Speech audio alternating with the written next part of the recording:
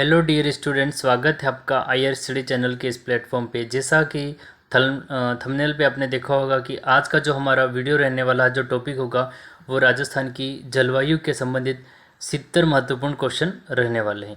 और इससे पहले हमने 2 क्लास ले ली है जिसमें राजस्थान की स्थिति और विस्तार और भौतिक प्रदेश से 70 प्लस 120 क्वेश्चन हमने कवर कर लिए हैं।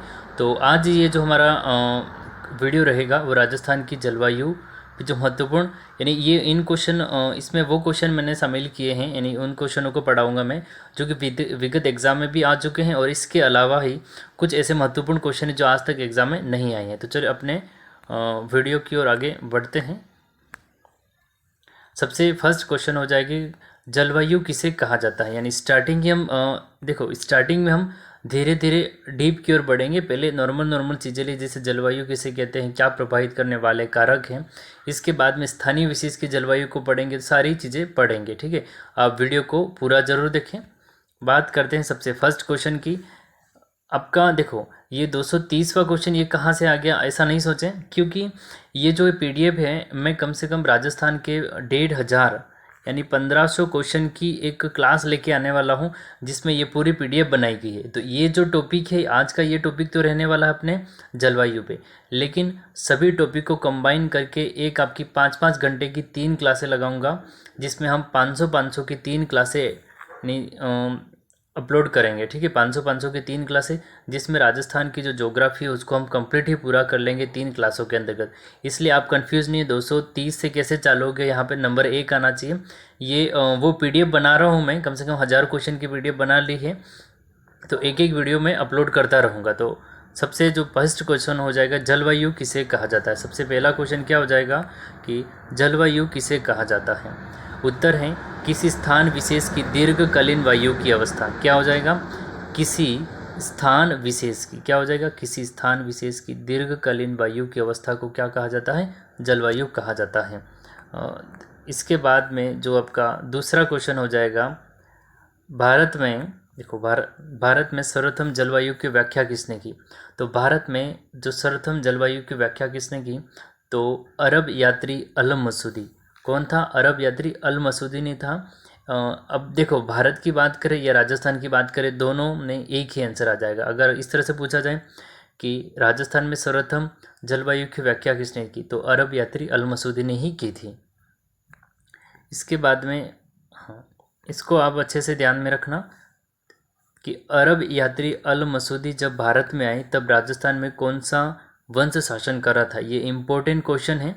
ठीक है, आज तक एग्जाम में नहीं पूछा गया है, लेकिन हमें ये ध्यान में रखना है, ये बहुत ही महत्वपूर्ण क्वेश्चन है। गुज्जर प्रतिहार वंश कौन था, गुज्जर प्रतिहार वंश था। इस चीज़ को आप अच्छे से याद रखना।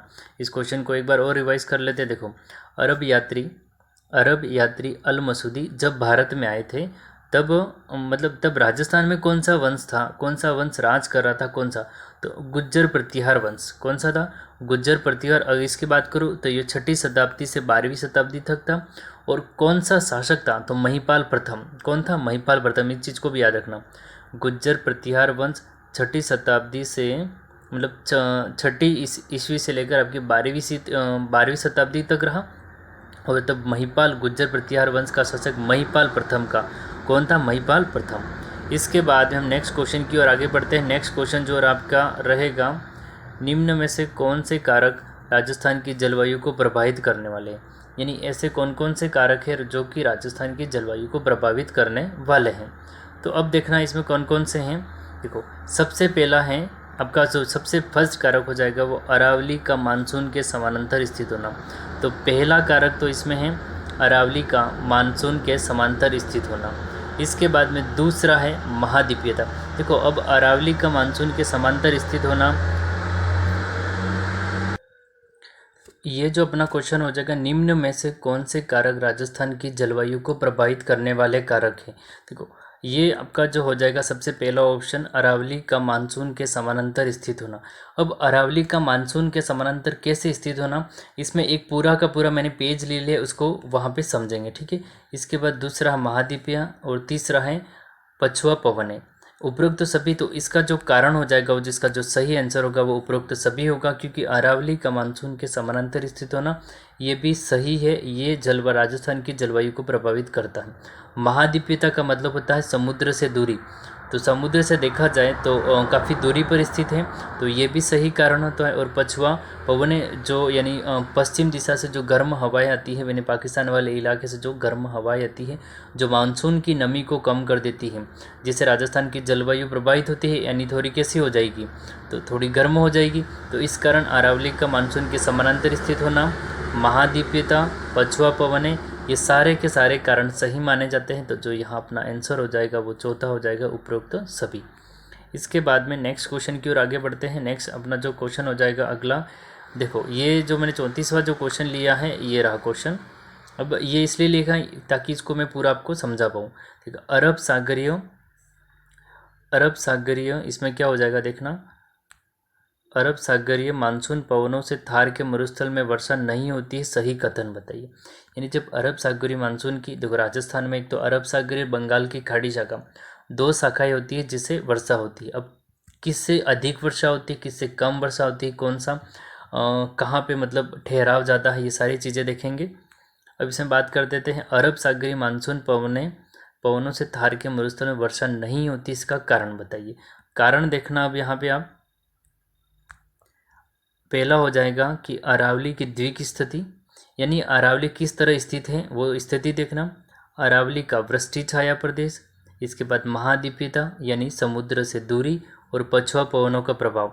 यानी यहाँ क्वेश्चन देखना, ये जो दूसरा क्वेश्चन मैंने यहाँ लिखा हुआ है तो कौन सा सही है ये, तो यहाँ यानी जो तीसरा ऑप्शन है, तीसरे ऑप्शन में देखना ए यानी अरावली की द्वीप स्थिति, सी यानी महाद्वीपीयता, और डी यानी पछुआ पवनों। यानी अरब सागरीय मानसून के लिए कौन सी स्थिति, ये तीन स्थिति रहेगी। अरब सागरीय मानसून के लिए आपकी अरावली की द्वीप स्थिति रहेगी, महाद्वीपीयता और पछुआ पवन। लेकिन अरावली का वृष्टि छाया प्रदेश यहाँ पे सही नहीं होगा। अब क्यों नहीं होगा, क्योंकि अरावली का वृष्टि छाया प्रदेश केवल और केवल बंगाल की खाड़ी के लिए लागू होता है। और कैसे होता है, यहाँ इस मैप में देखिए, ये है राजस्थान का मैप, इस पूरे को देखिए आप। ठीक है, यह है अपना राजस्थान का मैप। देखो यहाँ पे ये भाग तो मरुस्थल वाला, ये हो जाएगा पश्चिमी मरुस्थल, ये दक्षिणी भाग हो गया, और ये दक्षिण पूर्वी भाग हो गया, ये दक्षिण पूर्वी, ये दक्षिणी।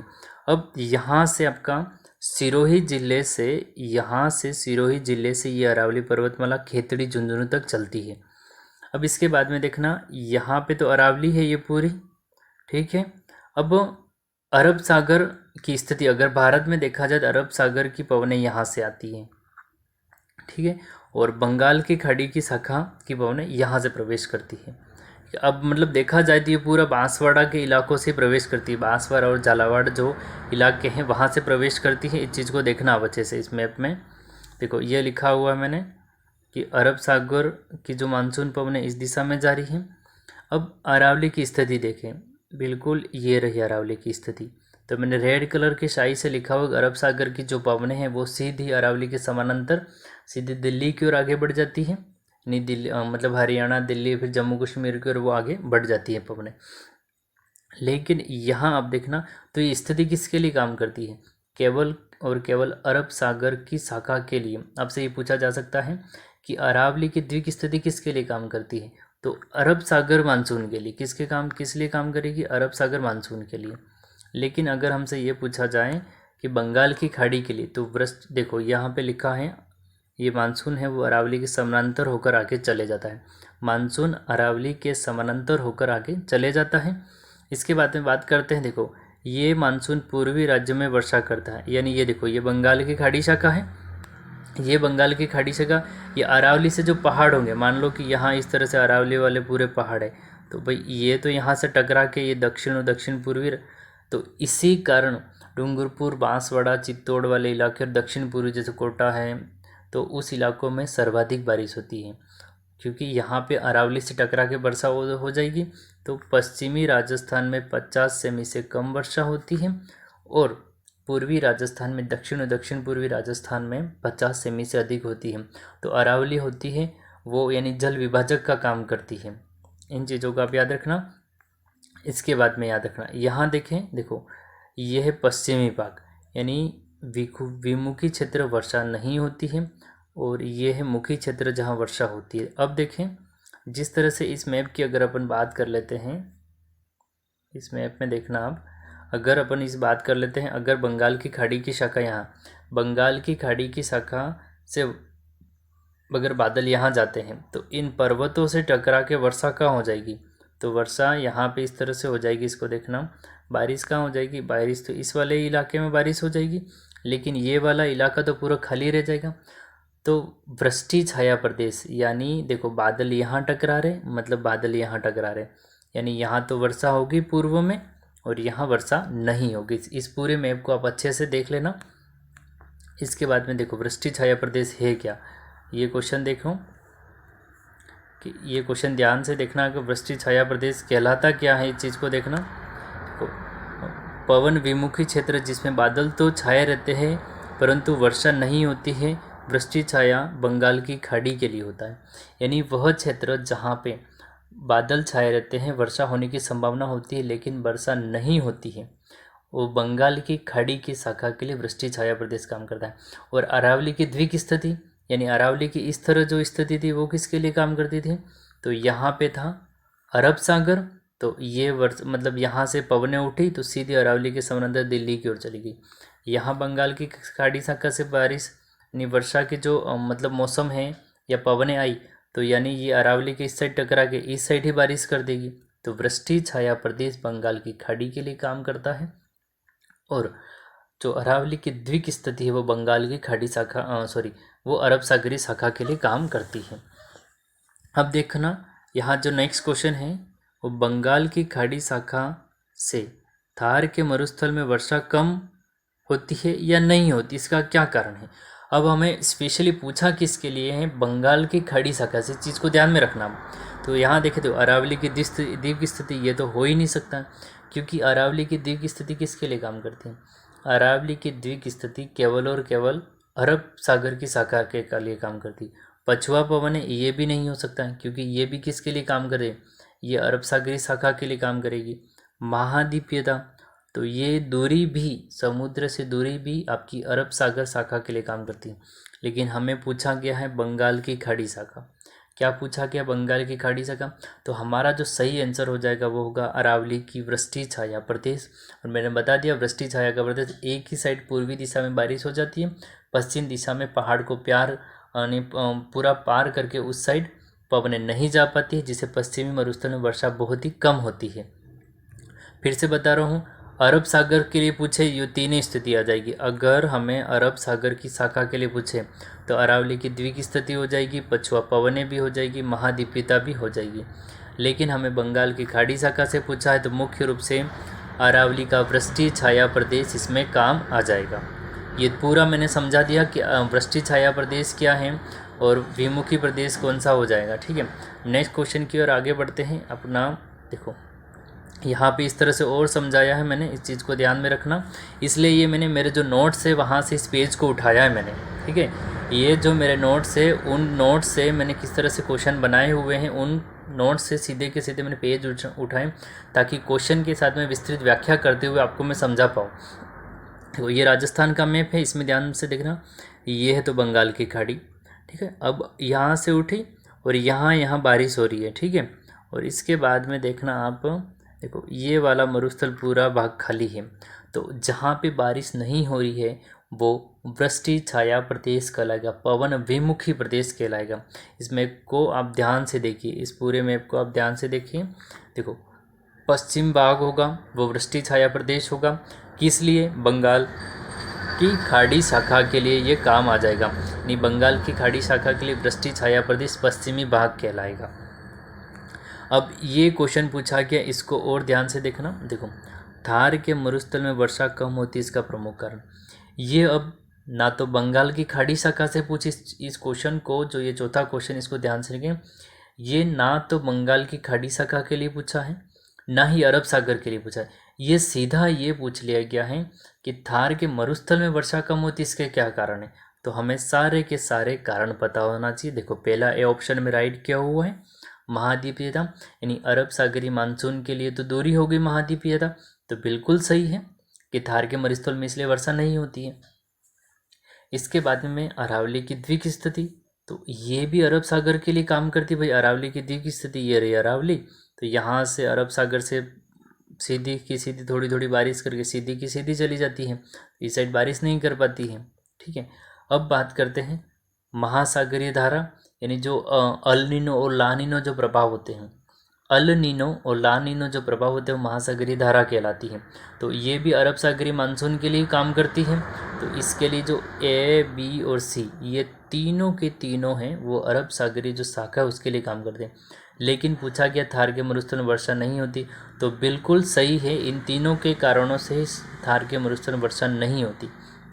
लेकिन हम नेक्स्ट देते हैं चौथा ऑप्शन डी कि अरावली की वृष्टि छाया प्रदेश बंगाल की खाड़ी के लिए होती है। तो इस कारण भी तो, जिस तरह से यहाँ देखना, इस कारण भी तो यहाँ पे क्या था, यहाँ पे दक्षिण पूर्वी राजस्थान में क्या हो रहा था, वर्षा हो रही थी, लेकिन इस पश्चिमी भाग में वर्षा नहीं हो रही थी। तो हमें यही पूछा गया है कि थार के मरुस्थल में क्यों वर्षा नहीं होती है।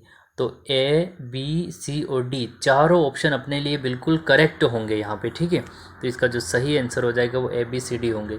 तो अब ध्यान रखना, तो महाद्वीपीयता, अरावली की द्वीप स्थिति और महासागरीय धारा और पछुआ पवनें सभी अरब सागरी शाखा के लिए काम करती हैं, और बंगाल की खाड़ी की शाखा के लिए वृष्टि छाया प्रदेश काम करता है। चारों ऑप्शन सही है, और इस कारण पश्चिमी राजस्थान में वर्षा नहीं होती है, या मतलब होती है लेकिन ना के बराबर होती है। इसके बाद में देखो पांचवा क्वेश्चन देखना, राजस्थान की जलवायु को प्रभावित करने वाला प्रमुख कारण क्या है। यहाँ पे केवल और केवल राजस्थान की जलवायु पूछी की है। ये क्वेश्चन एक लेवल का क्वेश्चन है, आरएस एग्ज़ाम के लिए है, फर्स्ट गेट सेकंड गेट जैसे बड़े एग्जामों में इस तरह से क्वेश्चन पूछे जा सकते हैं। देखो, राजस्थान की जलवायु को प्रभावित करने वाले, अगर ऑप्शन मिले तो आप उपरोक्त सभी कर लोगे, लेकिन ध्यान से देखना। देखो, अरावली की द्वीप स्थिति, तो ये तो बिल्कुल सही है, अभी मैंने आपको समझाया। लेकिन इसके बाद में बी थार का मरुस्थल, तो आपको तो ये भी ऑप्शन सही लगेगा ऐसे टाइम पे। महाद्वीपीयता ये भी सही है, और डी महासागरीय धारा ये भी सही है। लेकिन देखो, अगर देखा जाए, मैं आपको बताना चाहूँ, ए बी सी डी यानी चारों ऑप्शन तो सही है, चारों ऑप्शन जलवायु को प्रभावित करते हैं। लेकिन क्वेश्चन ध्यान से पढ़े, हमें राजस्थान की ही जलवायु पूछी है। तो अरावली पर्वतमाला पूरे भारत में नहीं है, केवल और केवल मुख्य रूप से राजस्थान में है। यानी जो इसके जो 520 किलो, मतलब ये जो 500 से 550 किलोमीटर के अंतर्गत जो इसकी लंबाई है वो मुख्य रूप से राजस्थान में ही है। ठीक है, दिल्ली के रायसीना पहाड़ी तक जो संसद भवन है वहाँ तक चलती है सिरोही से प्रवेश करके। तो ये स्थिति मुख्य रूप से राजस्थान में है, तो हमारा जो सही आंसर हो जाएगा ए। अब यहाँ देखना, अरावली की द्वीप स्थिति केवल राजस्थान की जलवायु को प्रभावित करती है, बाकी तीनों स्थिति जैसे थार का मरुस्थल, यहाँ देखना जो आपका थार का मरुस्थल है बी ऑप्शन, थार का मरुस्थल निम्न वायुदाब केंद्र का निर्माण करता है, न कि केवल राजस्थान बल्कि पूरे भारत की जलवायु को आकर्षित करने का, मतलब निम्न वायुदाब केंद्र का निर्माण करता है। महाद्वीपीयता, तो केवल क्या राजस्थानी समुद्र से दूर है, पंजाब, हरियाणा, उत्तर प्रदेश से जम्मू कश्मीर ये भी तो समुद्र से दूरी है, तो ये भी चीज़ें भारत की जलवायु को प्रभावित करती है। महासागरीय धारा, तो ऐसा तो है नहीं कि समुद्र से उठने वाली जो गर्म धाराएं हैं या पछुआ पवन है केवल राजस्थान को प्रभावित करेगी, वो तो पूरे भारत की स्थितियों को प्रभावित करती है। तो ये जो तीनों ऑप्शन हैं, जो थार का मरुस्थल निम्न वायुदाब केंद्र का निर्माण करता है, महाद्वीपीयता समुद्र से दूरी, और महासागरीय जो धाराएं अल नीनो हैं, पछुआ पवन है, लाल नीनो है, ये जो महासागरीय धाराएं हैं ये भी भारत की, ये तीनों भारत की जलवायु को प्रभावित करती है। लेकिन अरावली केवल और केवल राजस्थान में है, इसलिए राजस्थान की जलवायु को प्रभावित करती है। इसके बाद में है, देखो छठा क्वेश्चन, यदि अरावली की ऊंचाई को हिमालय के बराबर कर दिया जाए थार के मरुस्थल की जलवायु क्या हो जाएगी। तो हमें उष्ण नहीं करना है, हमें शीतोष्ण नहीं करना है। अगर हम सोचेंगे हिमालय तो ठंडा होता है, तो हम सीधी उसकी जलवायु क्या कर देंगे, अति आर्द्र या आर्द्र जलवायु। लेकिन ऐसा नहीं है, यहाँ से ध्यान से पढ़ें, ऊंचाई को हिमालय के बराबर कर दिया जाए तो थार के मरुस्थल की जो जलवायु हो जाएगी वो आपकी अर्ध शुष्क हो जाएगी। कैसी हो जाएगी, अर्धशुष्क हो जाएगी, यानी वहाँ पे 20 से 40 सेमी वर्षा होगी। कितनी होगी, 20 से 40 सेमी वर्षा होगी। नेक्स्ट क्वेश्चन देखते हैं। देखो इसके बाद में जो अपना क्वेश्चन हो जाएगा, हाँ, भारत में मानसून कब प्रवेश करता है, तो भारत में मानसून 1 जून को केरल राज्य में प्रवेश करता है। और अगर केरल नहीं दिया तो 25 मई को अंडमान निकोबार द्वीप समूह पे प्रवेश करता है। 25 मई को अंडमान निकोबार द्वीप समूह, लेकिन ये भारत में पूछा गया है, वो भारत से थोड़ा यानी मुख्य भूमि से बाहर है। तो यानी इस तरह से सीधा पूछे तो 1 जून को केरल राज्य में, अगर वो नहीं है तो 25 मई को अंडमान निकोबार द्वीप में। इसके बाद में है आपका ये क्वेश्चन, राजस्थान में मानसून कब प्रवेश करता है, तो बहुत ही इजी क्वेश्चन है, सभी स्टूडेंट जानते हैं। 15 जून को बांसवाड़ा जिले में। राजस्थान में मानसून कब प्रवेश करता है, तो 15 जून को बांसवाड़ा में प्रवेश करता है। इसके बाद में हम पढ़ते हैं जो नेक्स्ट क्वेश्चन हो जाएगा, मानसून प्रत्यावर्तन काल किसे कहा जाता है। देखो अक्टूबर नवंबर महीने में मानसून का वापस लौटना ही मानसून प्रत्यावर्तन काल कहलाता है। तो इम्पोर्टेंट क्वेश्चन हो जाएगा आपके लिए, इसको अच्छे से याद रखें आप कि मानसून प्रत्यावर्तन काल किसे कहते हैं। तो अक्टूबर नवंबर महीने में मानसून का वापस लौटना, ठीक है। जैसे समझ जून जुलाई अगस्त सितंबर यानी 3-4 महीने तक बारिश हुई, पर अक्टूबर नवंबर महीने में जैसे दिवाली का समय आता है तो आकाश साफ होता है, मानसून वापस लौटता है, इसे मानसून प्रत्यावर्तन काल कहते हैं। अगर मंथ याद नहीं रहे तो मानसून का वापस लौटना मानसून प्रत्यावर्तन काल कहलाता है। इसके बाद में लू क्या है, ये बिल्कुल ही बेसिक क्वेश्चन है, लेकिन कई बार एग्जाम में पूछा गया है कि लू के संबंध में आप क्या जानते हैं या लू क्या है। तो गर्म या शुष्क जो स्थानीय पवनें हैं, ठीक है, गर्म या शुष्क जो स्थानीय पवनों का मतलब है जो स्थान विशेष में चलती है। ऐसा तो नहीं कि भारत के कई क्षेत्रों में लू चलती है। राजस्थान में पाई जाने वाली गर्म हवाएं जिनको लू कहा जाता है। जम्मू कश्मीर में ठंडी हवाएं चलती होगी। तो इस तरह से देखा जाए कई चक्रवात चलते हैं, तो ये विशेष प्रकार की स्थान यानी किसी स्थान पर स्थानीय जो पवनें होती हैं इनको किसी विशेष स्थान पे चलने वाली है, किसी झीलों में है या फिर किसी राज्य में चलने वाली होती है, जिनको स्थानीय पवनें कहा जाता है। गर्म और शुष्क स्थानीय पवनें जिन्हें लू कहा जाता है। हाँ, इसके बाद में नेक्स्ट क्वेश्चन देखना, मानसून की प्रक्रिया को समझाने के लिए तापीय सिद्धांत किसने, तो डेंडले-स्टाम्प या डुंडले-स्टाम्प। आप क्वेश्चन को देख रहे होंगे किस हिसाब से सीक्वेंस से जमाए। मैंने सबसे पहले ले था कि जलवायु किसे कहते हैं, फिर धीरे धीरे उनकी परिभाषा पाई, अब फिर इसके बाद में बंगाल की खाड़ी शाखा अरब सागरी शाखा को समझाए। अब मानसून की प्रक्रिया को समझाने वाले जो सिद्धांत थे किस वैज्ञानिक ने दिए वो भी बता रहा हूँ। देखो आज तक तो इनसे कभी कोई क्वेश्चन नहीं बना है कि मतलब मानसून की प्रक्रिया को समझाने वाले सिद्धांत कौन से हैं या किसने दिए, लेकिन हमें सारा के सारे क्वेश्चन पता होने चाहिए, क्वेश्चन कहीं से भी बन सकता है। तो देखो मानसून की प्रक्रिया को समझाने के लिए जो तापीय सिद्धांत था वो डेंडले-स्टाम्प या डुंडले-स्टाम्प के द्वारा दिया गया था।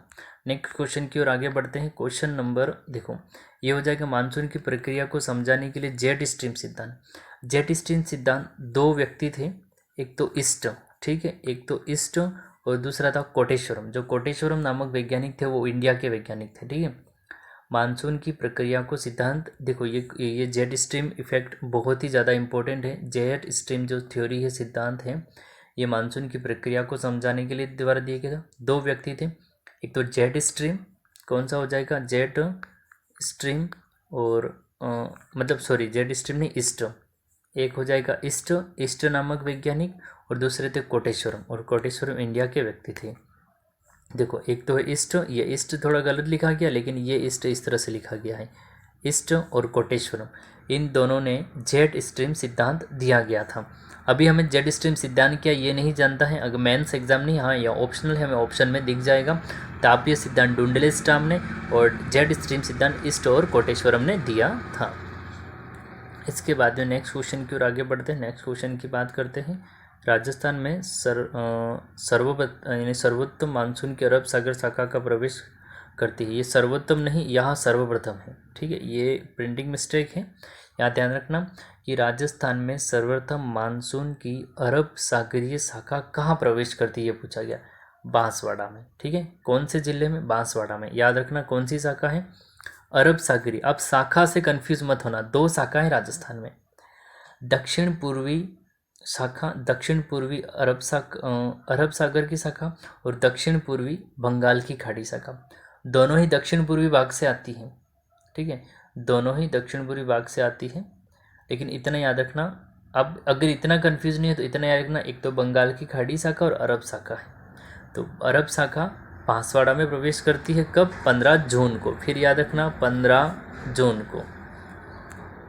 इसके बाद में देखते हैं नेक्स्ट क्वेश्चन, अरब सागर मानसून की शाखा राजस्थान में किन जिलों में वर्षा करती है?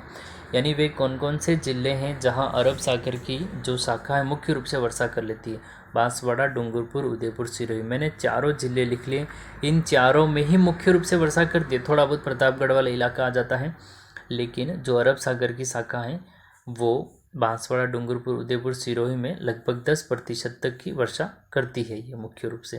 तो इन जिलों को याद रखना, बांसवाड़ा, डूंगरपुर, उदयपुर और सिरोही। इसके बाद में देखो, अरब सागर में मानसून की सर्वाधिक सक्रियता व ठहराव, ये म नहीं है, सक्रियता एवं ठहराव किस जिले में होता है? यानी अरब सागरी शाखा 15 जून को बांसवाड़ा जिले में प्रवेश कर जाती है। तो बांसवाड़ा, डूंगरपुर, उदयपुर, सिरोही 4 जिलों में वर्षा भी ठीक ठाक कर लेती है। लेकिन किस जिले में काफ़ी अधिक वर्षा करती है, ठहराव भी कम है, यानी बादल छाए रहते हैं और वर्षा भी होती? सिरोही जिले के माउंट आबू क्षेत्र में।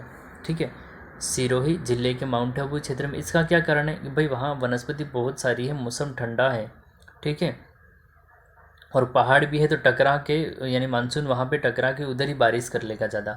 तो यानी सिरोही जिले में माउंट आबू में अरब सागर शाखा की सर्वाधिक सक्रियता भी होती है, ठहराव भी वहीं पे होता है।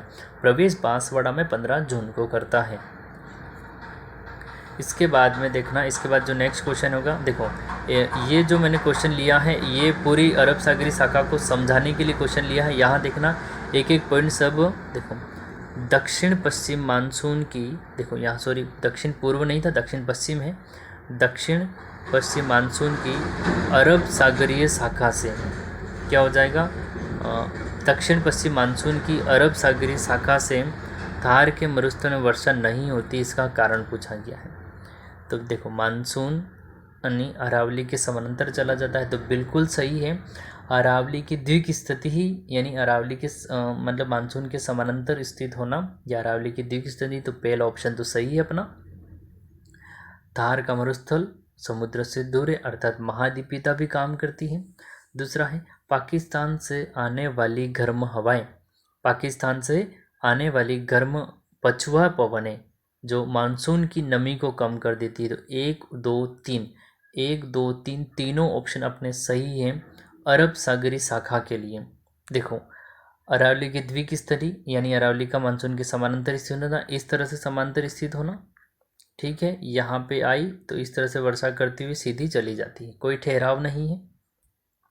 समुद्र से दूरी भी काम करती है, और यानी ये रहा पश्चिमी भाग, ठीक है, ये पश्चिमी भाग, ये अरावली की स्थिति, और यहाँ से पाकिस्तान से आने वाली गर्म पछुआ पवनें जो मानसून होता, मान लो कि यहाँ थोड़ा बहुत मानसून था, ठीक है, इस भाग में, तो मानसून को यानी पेड़ पौधे ज़्यादा चाहिए, ठीक है, ठंडा ज़्यादा चाहिए स्थान, तो वह वर्षा करेगी। लेकिन पाकिस्तान से आने वाली गर्म हवाएं मानसून की नमी, जो नमी थी मानसून में, उसको कम कर देते हैं, तो इस कारण उस पर वर्षा होगी, वो वर्षा कैसी होगी? कम हो जाएगी। तो ये तीनों कारण काम करते हैं बंगाल की खाड़ी के शाखा के लिए। नेक्स्ट क्वेश्चन देखते हैं। नेक्स्ट क्वेश्चन जो अपना हो जाएगा वो ये है, आपका पूरी स्थिति समझाई है मैंने बंगाल की खाड़ी शाखा क्या है। तो यानी देखो ध्यान रखना, अरब सागरी मानसून की राजस्थान में दिशा क्या है? अरब सागरी शाखा की राजस्थान में मानसून की दिशा क्या? इस प्रकार से भी हमें क्वेश्चन पूछा जा सकता है। तो दक्षिण पश्चिम से उत्तर पूर्वी ओर की ओर किस तरह बढ़ता है? दक्षिण पश्चिम से उत्तर पूर्व की ओर। यहाँ ऊपर देख पा रहे होंगे, देखो दक्षिण में यानी बांसवाड़ा से प्रवेश करता है, फिर पश्चिम भाग में थोड़ा बहुत जाता है, फिर थोड़ा बहुत उत्तर में, फिर पूर्व में जाता है, फिर वापस इस तरह से वापस लौट जाता है, यानी मानसून प्रत्यावर्तन काल। यहाँ बांसवाड़ा में प्रवेश किया, देखो बांसवाड़ा में प्रवेश किया, फिर यहाँ गया, फिर यहाँ गया, फिर यहाँ गया, फिर वापस यानी लौट जाता है, जिस दिशा से आया था उसी दिशा से वापस लौट जाता है, जिसे मानसून प्रत्यावर्तन काल कहा जाता है, जो कि अक्टूबर नवंबर महीने में होता है। तो ये दिशा याद रखना, दक्षिण पश्चिम से उत्तर पूर्व की ओर होती है। इसके बाद में यहाँ जो मैंने ये पॉइंट लिए हैं, ये मेरे नोट्स से मैंने सीधा का सीधा पेज उठाया है, ताकि बंगाल की जो बंगाल की खाड़ी शाखा से आना की जो शाखा आती है मानसून की, उसको पूरा हम समझें। देखो, सबसे पहले ये पुरवैया को समझें। जो पहला पॉइंट है, पुरवैया है क्या, इन चीज़ों को ध्यान रखना। देखो, पुरवैया के बारे में इंडिया लेवल से भी क्वेश्चन पूछा जाता है। पुरवैया के बारे में इंडिया लेवल से भी क्वेश्चन पूछा जाता है, तो इसमें ध्यान रखना। देखो, दक्षिण पश्चिम मानसून की बंगाल की खाड़ी शाखा से आने वाली मानसूनी पवनें हैं, जो झारखंड के छोटे नागपुर पठार से टकराकर राजस्थान में पूर्व दिशा से प्रवेश करती हैं। ये पवनें पूर्व दिशा में आने के कारण पुरवैया कहलाती हैं, और राजस्थान में दक्षिण पूर्व से प्रवेश करती, इसलिए इनको पुरवैया कहते हैं। अब ध्यान रखना, मैंने आपको राजस्थान के जो भौतिक प्रदेश पढ़ाए थे, उसमें बताया था कि पुरवैया क्या कहलाती है। यहाँ से मैं एक डायग्राम बना के इसको सिस्टमेटिक वे से वापस समझाता हूँ। देखो, यहाँ पे मैं डायग्राम बना रहा हूँ, ध्यान में रखना इस डायग्राम को। देखो, अगर इंडिया का अपन मैप बनाते हैं, ठीक है, मान लो कि इस तरह से अपन इंडिया का मैप बना दिया, ठीक है। ये एक रफली डायग्राम है, अभी व्यवस्थित डायग्राम बनेगा नहीं। देखो, यहाँ पे राजस्थान स्थित है इस भाग में, मतलब ये रहा पूरा राजस्थान। अपन इस तरह से बनाते हैं इसको, एक मिनट, इसको वापस बना लेते हैं। देखो, ये आपका हो जाएगा, ये पूरा इंडिया का भाग हो गया, ठीक है। इसके बाद में इसमें अपन देख लेते हैं ये गुजरात वाला भाग, और इस तरह से नीचे आपका केरल कर्नाटक वाला इलाका। तो ये अपने राजस्थान का, अब इंडिया का एक मैप बन गया। और यहाँ पे है, इसको ध्यान में रखना कि यहाँ पे है राजस्थान, और यहाँ पे है झारखंड का छोटे नागपुर का पठार, यानी झारखंड वाला इलाका। यहाँ देखना, यहाँ झारखंड वाला इलाका। अब क्या होता है कि जो आपकी बंगाल की खाड़ी शाखा, यानी ये जो बंगाल की खाड़ी शाखा है, यहाँ से उठी, ये कहाँ जाएगी, ये इस तरह से सीधी यहाँ जाएगी बंगाल की खाड़ी शाखा। अब बंगाल की खाड़ी यहाँ छोटा नागपुर का जो पठार है, यहाँ से टकराती है, और सीधी टकरा के ये उत्तर प्रदेश मध्य प्रदेश इलाके से उससे दक्षिण पूर्वी राजस्थान में, यहाँ जो आपका झालावाड़ा वाला इलाका है, यहाँ पे बांसवाड़ा और झालावाड़ा वाले इलाके के आसपास से राजस्थान में प्रवेश करती। अब बताइए दिशा कौन सी, तो ये पूर्व दिशा है। देखो, दक्षिण पश्चिम मानसून से यहाँ से निकलती बंगाल की खाड़ी शाखा, फिर यहाँ देखो, ये वास्तव में देखा जाए यहाँ से आती है, ठीक है, यहाँ से आती है और यहाँ से टकराती है, ठीक है। जो आपके विद्यांचल सतपुड़ा है, उनके सहारे सहारे चलती है, छोटे नागपुर से पठार से टकरा के राजस्थान में प्रवेश करती है, और पूर्व दिशा में, कहाँ से, पूर्व दिशा में प्रवेश करती है, इसलिए इसको पुरवैया कहा जाता है।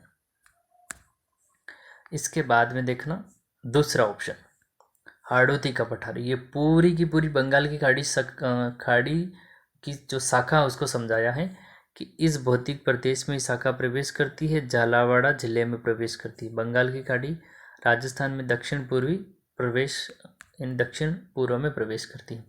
यानी सबसे पहले पूर्व दिशा में आई, कौन से प्रदेश में आई, तो हाड़ौती के पठार वाले प्रदेश में आई। कौन सी दिशा से, तो दक्षिण पूर्वी दिशा से प्रवेश की। कौन से जिले में, तो झालावाड़ जिले में प्रवेश की। तीनों बातें बताएगा।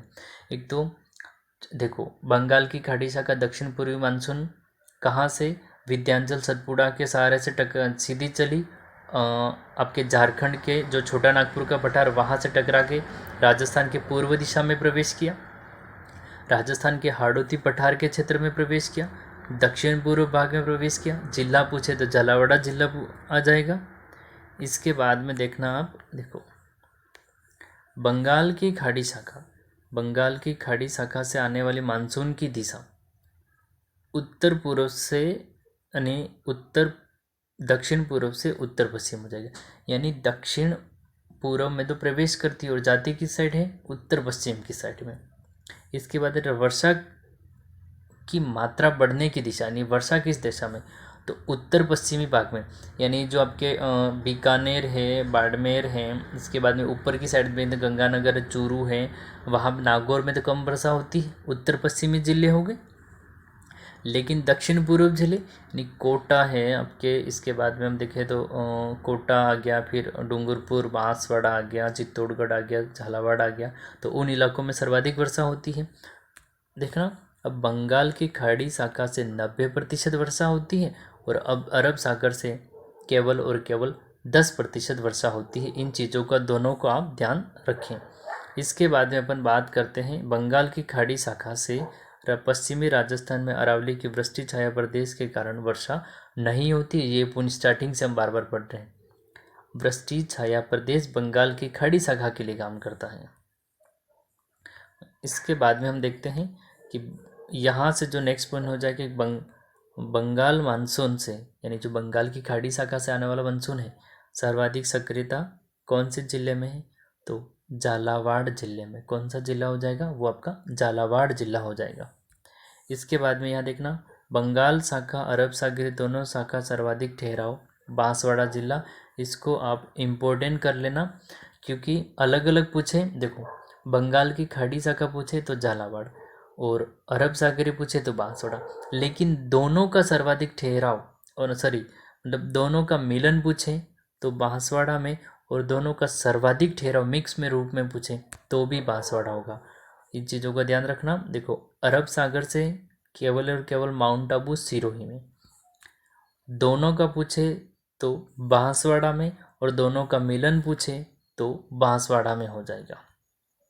ठीक है, आइए नेक्स्ट क्वेश्चन की ओर आगे बढ़ते हैं। क्वेश्चन नंबर हो जाएगा आपका, नेक्स्ट जो अपना क्वेश्चन हो जाएगा वो होगा, बंगाल शाखा एवं अरब सागर दोनों शाखाओं का सर्वाधिक ठहराव राजस्थान के किस जिले में होता है? अभी हमने जो पूरा पेज था उसमें समझाया था, पूरी की पूरी बंगाल शाखा समझा दी थी मैंने, और अरब सागरी शाखा भी समझा दी। अब बात करते किस जिले में सर्वाधिक ठहराव है, तो वो बांसवाड़ा में। अगर ये पूछा जाए राजस्थान में मानसून का प्रवेश द्वार, तो बांसवाड़ा। दोनों शाखाओं का मिलन स्थान बांसवाड़ा। तो यानी मानसून से मोस्ट ऑफ क्वेश्चन आपके बांसवाड़ा जिले से रहेंगे। इस चीज़ को आप अच्छे से ध्यान रखें। इसके बाद में नेक्स्ट क्वेश्चन आगे की ओर बढ़ते हैं। देखो, राजस्थान में सर्वाधिक आंधियाँ किस जिले में आती हैं? ये क्वेश्चन बहुत ही इंपॉर्टेंट है, 2-3 बार एग्जाम में पूछा जा चुका है। ठीक है, कि राजस्थान में सर्वाधिक आंधियाँ किस जिले में आती है? तो गंगानगर जिले में आती है। किस जिले में? लगभग ये 28 दिनों तक आंधियाँ चलती। औसतन दिन की संख्या पूछे, ऐसे दिन की संख्या नहीं पूछी जाती है, लेकिन राजस्थान में सर्वाधिक आंधियाँ आती है गंगानगर जिले में। इसके बाद में बीकानेर जैसलमेर वाले इलाके आते हैं। ठीक है, तो 28 दिनों तक आती है। कितने दिनों तक? 28 दिनों तक आती है। इसके बाद में है नेक्स्ट क्वेश्चन जो हो जाएगा कि राजस्थान में सर्वाधिक वज्र तूफान कहाँ आते हैं? झालावाड़ा और जयपुर में। झालावाड़ और जयपुर जिले। अब वज्र तूफान क्या है? यानी आपने देखा होगा कि वर्षा ऋतु आने से पहले, यानी बारिश का जो फर्स्ट मौसम होता है, जैसे जून जुलाई की बात करते हैं, तो जून जुलाई में हल्की हल्की बारिश और इसके साथ में बहुत सारी मतलब तेज़ हवाएं, जैसे तेज़ हवाएं चलती हैं, तो वो वज्र तूफान कहलाता है। ठीक है, जो कि मुख्य रूप से झालावाड़ और जयपुर में कम से कम पूरी वर्षा ऋतु के अंदर देखा जाए तो सर्वाधिक 50 से 40-50 दिनों तक यानी आते रहते हैं। तो राजस्थान में सर्वाधिक वज्र तूफान झालावाड़ और जयपुर जिले में आते हैं। फिर से बता रहा हूँ, वज्र तूफान का मतलब होता है वर्षा ऋतु जब प्रारंभ होती है, तो जिस आप बेसिकली देखा होगा नहीं, जैसे आम के पेड़, मतलब आम के जो सीजन होते हैं उसके एंडिंग टाइम में, छठे महीने में, जून जुलाई में जो बहुत सारी आंधियाँ चलती हैं। ठीक है, वर्षा ऋतु के साथ उन्हें वज्र तूफान कहा जाता है। इसके बाद में अपन बात करते हैं नेक्स्ट क्वेश्चन की, कोपेन के जलवायु को, यानी कोपेन ने राजस्थान की जलवायु को कितने भागों में बांटा? कोपेन का जो वर्गीकरण है, ठीक है, कोपेनहेगन पूरा नाम है, कोपेनहेगन। कोपेन के जलवायु वर्गीकरण है, उसके अनुसार राजस्थान को कितने भागों में बांटा है? तो जलवायु को कितने भागों में? तो 4 भागों में बांटा। कितने भागों में? 4। अगर सामान्यतः पूछे तो 5, ये याद रखना। राजस्थान की जलवायु को कितने भागों में बांटा गया है, या राजस्थान की जलवायु के हिसाब से राजस्थान को कितने भागों में? तो 5 भागों में, कोपेन के अनुसार 4 भागों में। इन चीज़ों को याद रखना। इसके बाद में है कोपेन के जलवायु वर्गीकरण का आधार है। तो कोपेन के जलवायु वर्गीकरण का आधार वनस्पति है। तो वनस्पति किसका आधार हो गया? कोपेन के जलवायु वर्गीकरण का आधार वनस्पति है। नेक्स्ट क्वेश्चन की ओर आगे बढ़ते हैं। अगला जो क्वेश्चन हो जाएगा आपका कि कोपेन के जलवायु वर्गीकरण के अनुसार, कोपेन के जलवायु वर्गीकरण के अनुसार BWHW प्रकार की जलवायु पाई जाती है। अब कोपेन देखो, एक तो ये कोपेन में क्या क्या है देखना। एक तो BWHW, ठीक है, BW आपका HW, इसके बाद में BSHW, BSHW, इसके बाद में AW और CWG, यानी ये 4 टाइप बताए थे कोपेन ने। अब ये AW कहाँ है, CWG कहाँ है, BWHW कहाँ है, ये यानी क्या क्या है, उप आर्द्र है, कौन सा अति आर्द्र है, कौन सा अर्ध शुष्क है। यहाँ पे मैंने एक क्वेश्चन लिया, उस क्वेश्चन में, उस प्रश्न में एक फोटो कट करके लिखी है मैंने क्वेश्चन की, वहाँ पे सारी चीज़ें समझा दूंगा। अभी जिस तरह से मैं एक एक क्वेश्चन स्टेप बाय स्टेप ले रहा हूँ, आप क्वेश्चन को समझते रहिए। तो अभी इस क्वेश्चन का आंसर देख लेते हैं कि कोपेन के जलवायु वर्गीकरण के अनुसार BWHW प्रकार के जलवायु कहाँ पाई जाती है। तो ये पश्चिमी राजस्थान में जैसे जैसलमेर, बीकानेर, गंगानगर, पश्चिमी जोधपुर, इन इलाकों में पाई जाती है। याद रखना कहाँ पाई जाती है, कौन सी, BWHW, ये हो जाएगी पश्चिमी राजस्थान में। डिस्ट्रिक्ट पूछे, जैसलमेर मुख्य रूप से, बीकानेर मुख्य रूप से, गंगानगर और पश्चिमी जोधपुर, इन 4 जिलों में पाई जाती है। इसके बाद में अगले क्वेश्चन की ओर आगे बढ़ते हैं। अगला क्वेश्चन हो जाएगा, पश्चिमी राजस्थान में कौन सी वनस्पति पाई जाती है। तो पश्चिमी राजस्थान में मरु उद्भिद कौन सी पाई जाती है, मरु उद्भिद, लेकिन इसको इंग्लिश में यानी जो आपके साइंटिफिक नेम है जीरोफाइट कहा जाता है। हमें मरु उद्भिद नहीं देखे कौन सा दे सकता है, जीरोफाइट। तो पश्चिमी राजस्थान में कौन सी वनस्पति पाई जाती है, पश्चिमी राजस्थान में जीरोफाइट या मरु उद्भिद वनस्पति पाई जाती है, जिन्हें कंटीली झाड़ियों यानी कंटीली झाड़ियाँ आती है इसके अंतर्गत। इसके बाद में हम अगले क्वेश्चन की ओर बढ़ते हैं। देखो, कोपेन के अनुसार स्टेपी जलवायु प्रदेश कौन सा है, कोपेन के अनुसार स्टेपी जलवायु प्रदेश कौन सा है। तो BSHW ये जो था ये अर्ध शुष्क जलवायु प्रदेश था। अगर इसको मैं बताना चाहूँ तो इसको हम वर्गीकृत कर सकते हैं अर्ध शुष्क जलवायु प्रदेश में। फिर से बता रहा हूँ, BSHW कोपेन का वर्गीकरण था। ये कोपेन का दूसरा टाइप था, ठीक है। पहला था शुष्क, दूसरा है आपका अर्ध शुष्क, जो कि ये आपका पाली है, ठीक है। जोधपुर, नागौर इस वाले इलाके में, झालोर है, पाली इस वाले इलाके में ये BSHW पाया जाता है, जो कि अरावली के इस साइड वाले ज़िले हैं, अरावली के पश्चिमी भाग वाले ज़िले हैं। ये स्टेपी जलवायु प्रदेश पाई जाती है। इसके बाद में अगला क्वेश्चन देखते हैं। अगला क्वेश्चन हो जाएगा आपका, कोपेन के अनुसार राजस्थान का सबसे बड़ा जलवायु प्रदेश कौन सा है।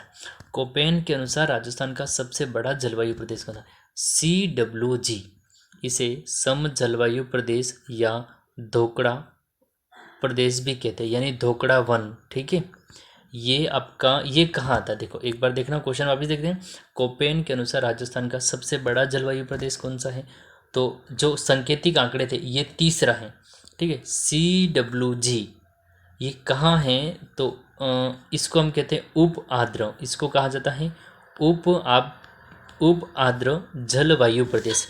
CWG को कहा जाता है उप आर्द्र जलवायु प्रदेश। कहाँ पाया जाता है, ये मध्य और मध्य पूर्वी राजस्थान में, जैसे जयपुर है, टोंक है, सवाई माधोपुर है, भरतपुर है, अलवर है, तो इन इलाकों में पाया जाता है CWG। और उस पूरे इलाके में धोकड़ा वन सर्वाधिक पाए जाते हैं। कौन से धोकड़ा वन, तो इसे धोकड़ा वन प्रदेश भी कहते हैं और इसे सम जलवायु प्रदेश भी कहते हैं। तो ये कई बार एग्जाम में पूछा गया है कि सबसे बड़ा कौन सा है, तो एग्जाम में दे देगा सम जलवायु प्रदेश या धोकड़ा वन प्रदेश कहते हैं। इसके बाद में यहाँ देखें, कोपेन के जलवायु वर्गीकरण के अनुसार राजस्थान का सबसे छोटा जलवायु प्रदेश है। कोपेन के चारों टाइप बता दिए मैंने, और देखो शुष्क, अर्ध शुष्क, इसके बाद उपाद्र और ये अति आद्र है। अब किस प्रकार से है मैं फिर से बता रहा हूँ, एक क्वेश्चन ऐसा लिया है जहाँ पे सारी की सारी चीज़ें एक साथ मिलान में लेके आपको समझा दूंगा मैं। देखो अगर देखा जाए तो पहला जो शुष्क था वो पाया जाता पश्चिमी राजस्थान में, दूसरा अर्ध शुष्क ये आपके जालोर है, फिर जोधपुर, पाली, नागौर, चूरू वाले इलाके में। तीसरा मध्य और मध्य पूर्वी राजस्थान, अलवर, जयपुर, टोंक, भरतपुर, सवाई माधोपुर वाला। और चौथा है आर्द्र जलवायु प्रदेश, तो डूंगरपुर, बांसवाड़ा, उदयपुर वाले जो इलाके हैं तो उसमें आ जाएगा आपका आर्द्र जलवायु प्रदेश। अब देखना, आप क्वेश्चन की बात करते हैं। कोपेन के जलवायु वर्गीकरण के अनुसार राजस्थान का सबसे छोटा जलवायु प्रदेश कौन सा है? क्या हो जाएगा सबसे छोटा जलवायु प्रदेश? तो AW क्या हो जाएगा? ये आंध्र नहीं है, ये आर्द्र लिखा है, ठीक है, ये लिखा है आर्द्र, ये है आर्द्र, आर्द्र जलवायु प्रदेश। इसको कई बार अति आर्द्र भी बोल दिया जाता है, इसको अति आर्द्र जलवायु प्रदेश या आर्द्र जलवायु प्रदेश, जिसका संकेत क्या है? AW प्रकार की जलवायु। फिर से बता रहा हूँ, डूंगरपुर, बांसवाड़ा और जो नीचे दक्षिण में 3-4 जिले हैं राजस्थान के दक्षिण में, उन्हें AW के हिसाब से बांटा, जिसे आर्द्र जलवायु प्रदेश में रखा गया था। किसने? कोपेन के वर्गीकरण के अनुसार। इसके बाद अगला क्वेश्चन देखते हैं। राजस्थान में सवाना तुल्य वनस्पति का प्रतिनिधित्व कौन करता है? क्या पूछा गया है? सवाना तुल्य वनस्पति। यहाँ वनस्पति से भी क्वेश्चन बन सकता है, तो ये जो आपका हो जाएगा ये है AW वाला, AW आर्द्र जलवायु प्रदेश। अब ऐसे पूछेगा कि राजस्थान के किस भाग में सवाना तुल्य वनस्पति पाई जाती है? राजस्थान के किस भाग में सवाना तुल्य वनस्पति पाई जाती है? तो राजस्थान के दक्षिणी भाग में, जहाँ पे AW प्रकार की जलवायु, आर्द्र जलवायु पाई जाती है। किस कर देखो, एक तो क्वेश्चन पूछ सकता है वनस्पति से, पहला क्वेश्चन वनस्पति से कि राजस्थान के किस भाग में सवाना तुल्य वनस्पति पाई जाती? दक्षिणी भाग में। AW प्रकार की राजस्थान में जलवायु कहाँ पाई जाती है? दक्षिणी राजस्थान में। इसके बाद आर्द्र जलवायु वाला प्रदेश कौन सा है? दक्षिणी राजस्थान। 3-4 प्रकार से, अलग अलग प्रकार से हमसे पूछ सकता है।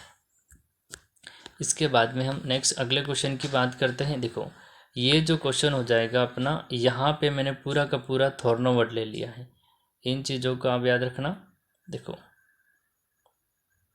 1 मिनट, ये यहाँ से हट नहीं रहा है, इसको देखते हैं। हाँ देखो, यहाँ जो थार्नवेट का वर्गीकरण है, देखो एक तो कोपेन का वर्गीकरण, थार्नवेट का वर्गीकरण, ट्रीवर्थ का वर्गीकरण। जो ट्रीवर्थ का वर्गीकरण है वो थार्नवेट और जो आपके व्लादिमीर कोपेन थे, कोपेनहेगन, इन दोनों का कॉपी किया हुआ है। तो ट्रीवर्थ का वर्गीकरण आज तक एग्जाम में नहीं पूछा गया है, सबसे ज़्यादा कोपेन का वर्गीकरण पूछा गया है।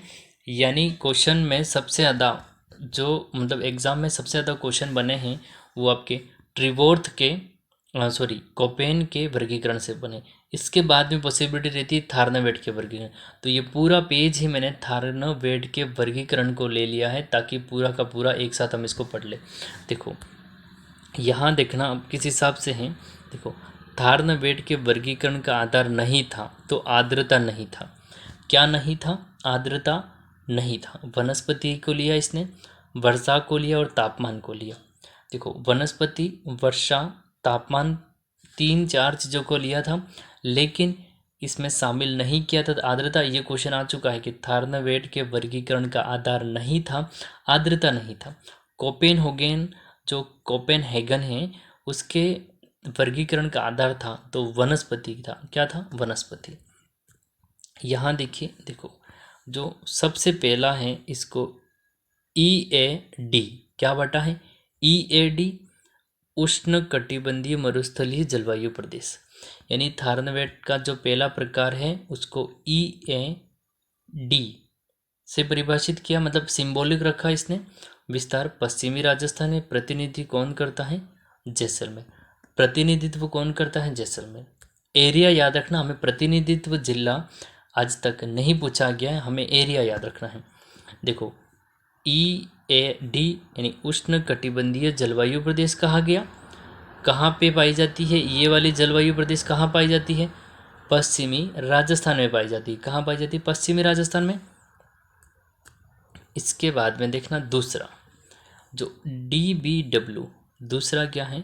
DBW मध्य तापीय अर्ध शुष्क जलवायु प्रदेश। क्या हो जाएगा?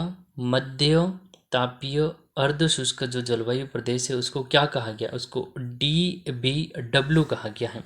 कहाँ पाई जाती है, तो उत्तरी राजस्थान में कौन कौन से जिले आते हैं देख लो, गंगानगर, सीकर, चूरू, नागौर। उस इलाकों में कौन सी पाई जाती है, तो मध्यम तापी या अर्ध शुष्क जल। हमें मध्यम तापी याद नहीं रखना, हम सिर्फ याद रखना है अर्ध शुष्क जलवायु प्रदेश। तो देखो EAD था वो शुष्क, DBW है वो अर्ध शुष्क। कहाँ पाया जाता है, तो उत्तरी राजस्थान, गंगानगर, बीकानेर, चूरू, नागौर वाले इलाकों में। इसके बाद में जो तीसरा है, तीसरे को देखना, इसको कहा गया है उप आर्द्र जलवायु प्रदेश। कौन सा कहा गया है, उप आर्द्र जलवायु प्रदेश। और प्रतिनिधित्व तो अजमेर करता है, वही भाग आ जाएगा राजस्थान का कौन सा, जो सबसे बड़ा भाग था दक्षिण पूर्वी और मध्य पूर्वी राजस्थान, यानी जयपुर, टोंक, सवाई माधोपुर, अजमेर है आपके, इसके बाद भरतपुर है, अलवर वाले, सवाई माधोपुर वाले, ये जो इलाके हैं यही इसमें आते हैं उप आर्द्र जलवायु प्रदेश में। धोकड़ा वन पाए जाते हैं और सबसे बड़ा जलवायु प्रदेश है, धोकड़ा वन पाए जाते हैं और सबसे बड़ा जलवायु प्रदेश यही है। देखो इसके बाद में CAW की बात करते हैं, ये आर्द्र जलवायु प्रदेश है। देखो उष्णकटिबंधीय, तो राजस्थान की जो स्थिति है वो उष्णकटिबंधीय में है, इसलिए राजस्थान की स्थिति को उष्णकटिबंधीय बताया गया है। लेकिन हमें याद रखना है एक तो शुष्क, अर्ध शुष्क, उप आर्द्र और आर्द्र जलवायु। ठीक है, इस मैप से मैं इस चीज़ों को बता दूंगा। अभी आप थारनावेट का वर्गीकरण पूरा पढ़ ले। देखो दक्षिण पूर्वी राजस्थान में पाया जाता है, प्रतिनिधित्व डूंगरपुर करता है, सबसे छोटा जलवायु प्रदेश है, सवाना तुल्य वनस्पति पाई जाती है। क्या पाई जाती है, सवाना तुल्य वनस्पति पाई जाती है। हमें इतनी चीज़ों को याद रखना है, चारों चीज़ें हमने पढ़ ली। ठीक है, देखो आर्द्र जलवायु प्रदेश दक्षिण पूर्वी राजस्थान में पाई जाती है। कहाँ पाई जाती है, दक्षिण पूर्वी राजस्थान में। प्रतिनिधित्व डूंगरपुर करता है, सबसे छोटा जलवायु प्रदेश है। कैसा हो जाएगा, सबसे छोटा जलवायु प्रदेश हो जाएगा आपका ये। और वनस्पति कौन सी पाई जाती है, सवाना तुल्य वनस्पति पाई जाती है। अब इसका जो क्वेश्चन है इसको देखना, थारनावेट के अनुसार सवाना तुल्य वनस्पति वाला प्रदेश है। तो अभी हमने पढ़ा थारनावेट के अनुसार, देखो ये तो कहाँ था, शुष्क प्रदेश पश्चिमी राजस्थान में। इसके बाद में अपन इसकी बात करते हैं CWA दक्षिण पूर्वी राजस्थान में। अपनी हमने पढ़ा सवाना तुल्य वनस्पति, तो जो सवाना तुल्य वनस्पति थी ये आपकी दक्षिण पूर्वी राजस्थान में या दक्षिणी राजस्थान में थी। तो इसका जो सिंबल हो जाएगा वो CAW हो जाएगा, CAW हो जाएगा। इसके बाद में जो आपका अगला क्वेश्चन है, राजस्थान में किस प्रकार की जलवायु पाई जाती है। तो उत्तर की बात करें तो इस राजस्थान में जो जलवायु पाई जाती है शुष्क एवं अर्ध शुष्क जलवायु पाई जाती है। राजस्थान में किस प्रकार की जलवायु पाई जाती है, तो शुष्क एवं अर्ध शुष्क जलवायु पाई जाती है। निम्न में से कौन से जिले में सर्वाधिक वर्षा में परिवर्तिता पाई जाती है, यानी परिवर्तिता यानी उतार चढ़ाव, कभी वर्षा कम हो जाना, बहुत कम हो जाना, थोड़ी अधिक होना, फिर मध्यम हो जाना, नहीं भी होना। देखो यानी वर्षा होना, नहीं होना, कभी कभी हो जाना, थोड़ी बहुत अधिक होना और नहीं भी हो सकती है। तो यानी ये वर्षा में परिवर्तिता, तो ये होती है जैसलमेर जिले में। किस जिले में, जैसलमेर जिले में। तो निम्न में से कौन से जिले में सर्वाधिक वर्षा में परिवर्तिता होती है, तो जैसलमेर जिले में। इसके बाद में नेक्स्ट क्वेश्चन देखना, अगला क्वेश्चन हो जाएगा निम्न में से किस जिले में सबसे कम वर्षा की परिवर्तन, तो बांसवाड़ा और झालावाड़ जिले में। ये झंडे वाला जो हो जाएगा, किस जिले में वर्षा में सबसे कम परिवर्तन है, यानी वर्षा की मात्रा उतार चढ़ाव कम होता है। ठीक है, सूखा नहीं होता, ऐसी स्थितियाँ परिवर्तिता कम पाई जाती है। तो ये पाई जाती है आपकी बांसवाड़ा और झालावाड़ जिले में। इन जिलों को याद रखना। इसके बाद में अपन बात करते हैं अगले क्वेश्चन की, वर्षा वाला दिन कब कहा जाता है, यानी वर्षा वाला दिन कौन सा है। तो इसका जो सही आंसर हो जाएगा वो होगा 25 सेमी वर्षा होती है उस दिन को। यानी जिस दिन, देखो जिस दिन 25 सेमी वर्षा होती है उस दिन को वर्षा वाला दिन कहा जाता है। तो ये हमें हमसे पूछा जा सकता है, ठीक है। अभी तक तो एग्ज़ाम में नहीं पूछा गया है, लेकिन जो जनरल साइंस होती है वहाँ पे ये क्वेश्चन इंक्लूड किया जाता है। इसके बाद में बात करते हैं अपन अगले क्वेश्चन की। निम्न में से कौन से जिले में अर्ध शुष्क जलवायु प्रदेश पाई जाती है? यानी निम्न में से ऐसे कौन से जिले हैं जिसमें अर्ध शुष्क जलवायु प्रदेश पाई जाती है? तो मैंने बताया था अर्ध शुष्क, तो BSHW किसके अनुसार? कोपेनहेगन के वर्गीकरण के अनुसार BSHW का मतलब अर्ध शुष्क जलवायु प्रदेश था। क्या था? अर्ध शुष्क जलवायु प्रदेश। तो जिले देख लें, बाड़मेर, जोधपुर, पाली, नागौर, हनुमानगढ़, ये जिले आपके, ठीक है। यहाँ पे बाड़मेर हो गया, जोधपुर हो गया, पाली हो गया, नागौर, हनुमानगढ़, चूरू आदि जो जिले हैं वो आपके अर्ध शुष्क जलवायु प्रदेश में आते हैं। इन 4-5 जिलों को याद रखना। हमें क्वेश्चन घुमा के पूछेगा, 2-2 जोड़े के रूप में मिलेगा, तो भी बाड़मेर जोधपुर मिल जाएगा कहीं ना कहीं, नहीं तो पाली नागौर मिल जाएगा, पाली जालौर भी मिल सकता है, ठीक है। हनुमानगढ़ गंगानगर वाला, यानी कुछ न कुछ हमें इलाके मिल जाएंगे जहाँ पे अर्ध शुष्क जलवायु प्रदेश पाई जाती। ऐसे जिलों का ही समूह बना के क्वेश्चन हमसे पूछा जा सकता है। इसके बाद में मावट क्या है? शीत ऋतु में पश्चिमी विक्षोभ से होने वाली वर्षा ऋतु को मावट कहा जाता है। आपने देखा होगा कि जो उत्तर पश्चिमी राजस्थान है, गंगानगर, हनुमानगढ़, चूरू, नागौर वाले इलाकों में मोस्ट रूप से जो पश्चिमी विक्षोभ हैं, ठीक है, ये भूमध्य सागर और कैस्पियन सागर से जब शीत ऋतु में ठंडी हवाएं चलती हैं तो वहाँ मौसम नमी बना के उस भाग में वर्षा कर देता है। तो शीत ऋतु में होने वाली वर्षा, शीत ऋतु में पश्चिमी विक्षोभ से होने वाली वर्षा को मावट कहा जाता है। क्या कहा जाता है? मावट कहा जाता है। ये चीज़ों को याद रखना। इसके बाद में अपन बात करते हैं मावट को राजस्थान के संदर्भ में क्या कहा जाता है? तो मावट को राजस्थान के संदर्भ में क्या कहा जाता है? तो सुनहरी बूंदे या गोल्डन ड्रॉप्स कहा जाता है। Is the very important question.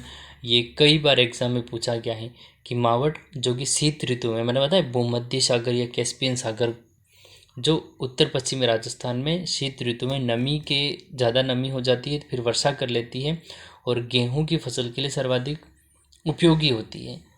तो इसमें क्या कहा जाता है? सुनहरी बूंदे या गोल्डन ड्रॉप्स, ये राजस्थान के संदर्भ में कहा जाता है।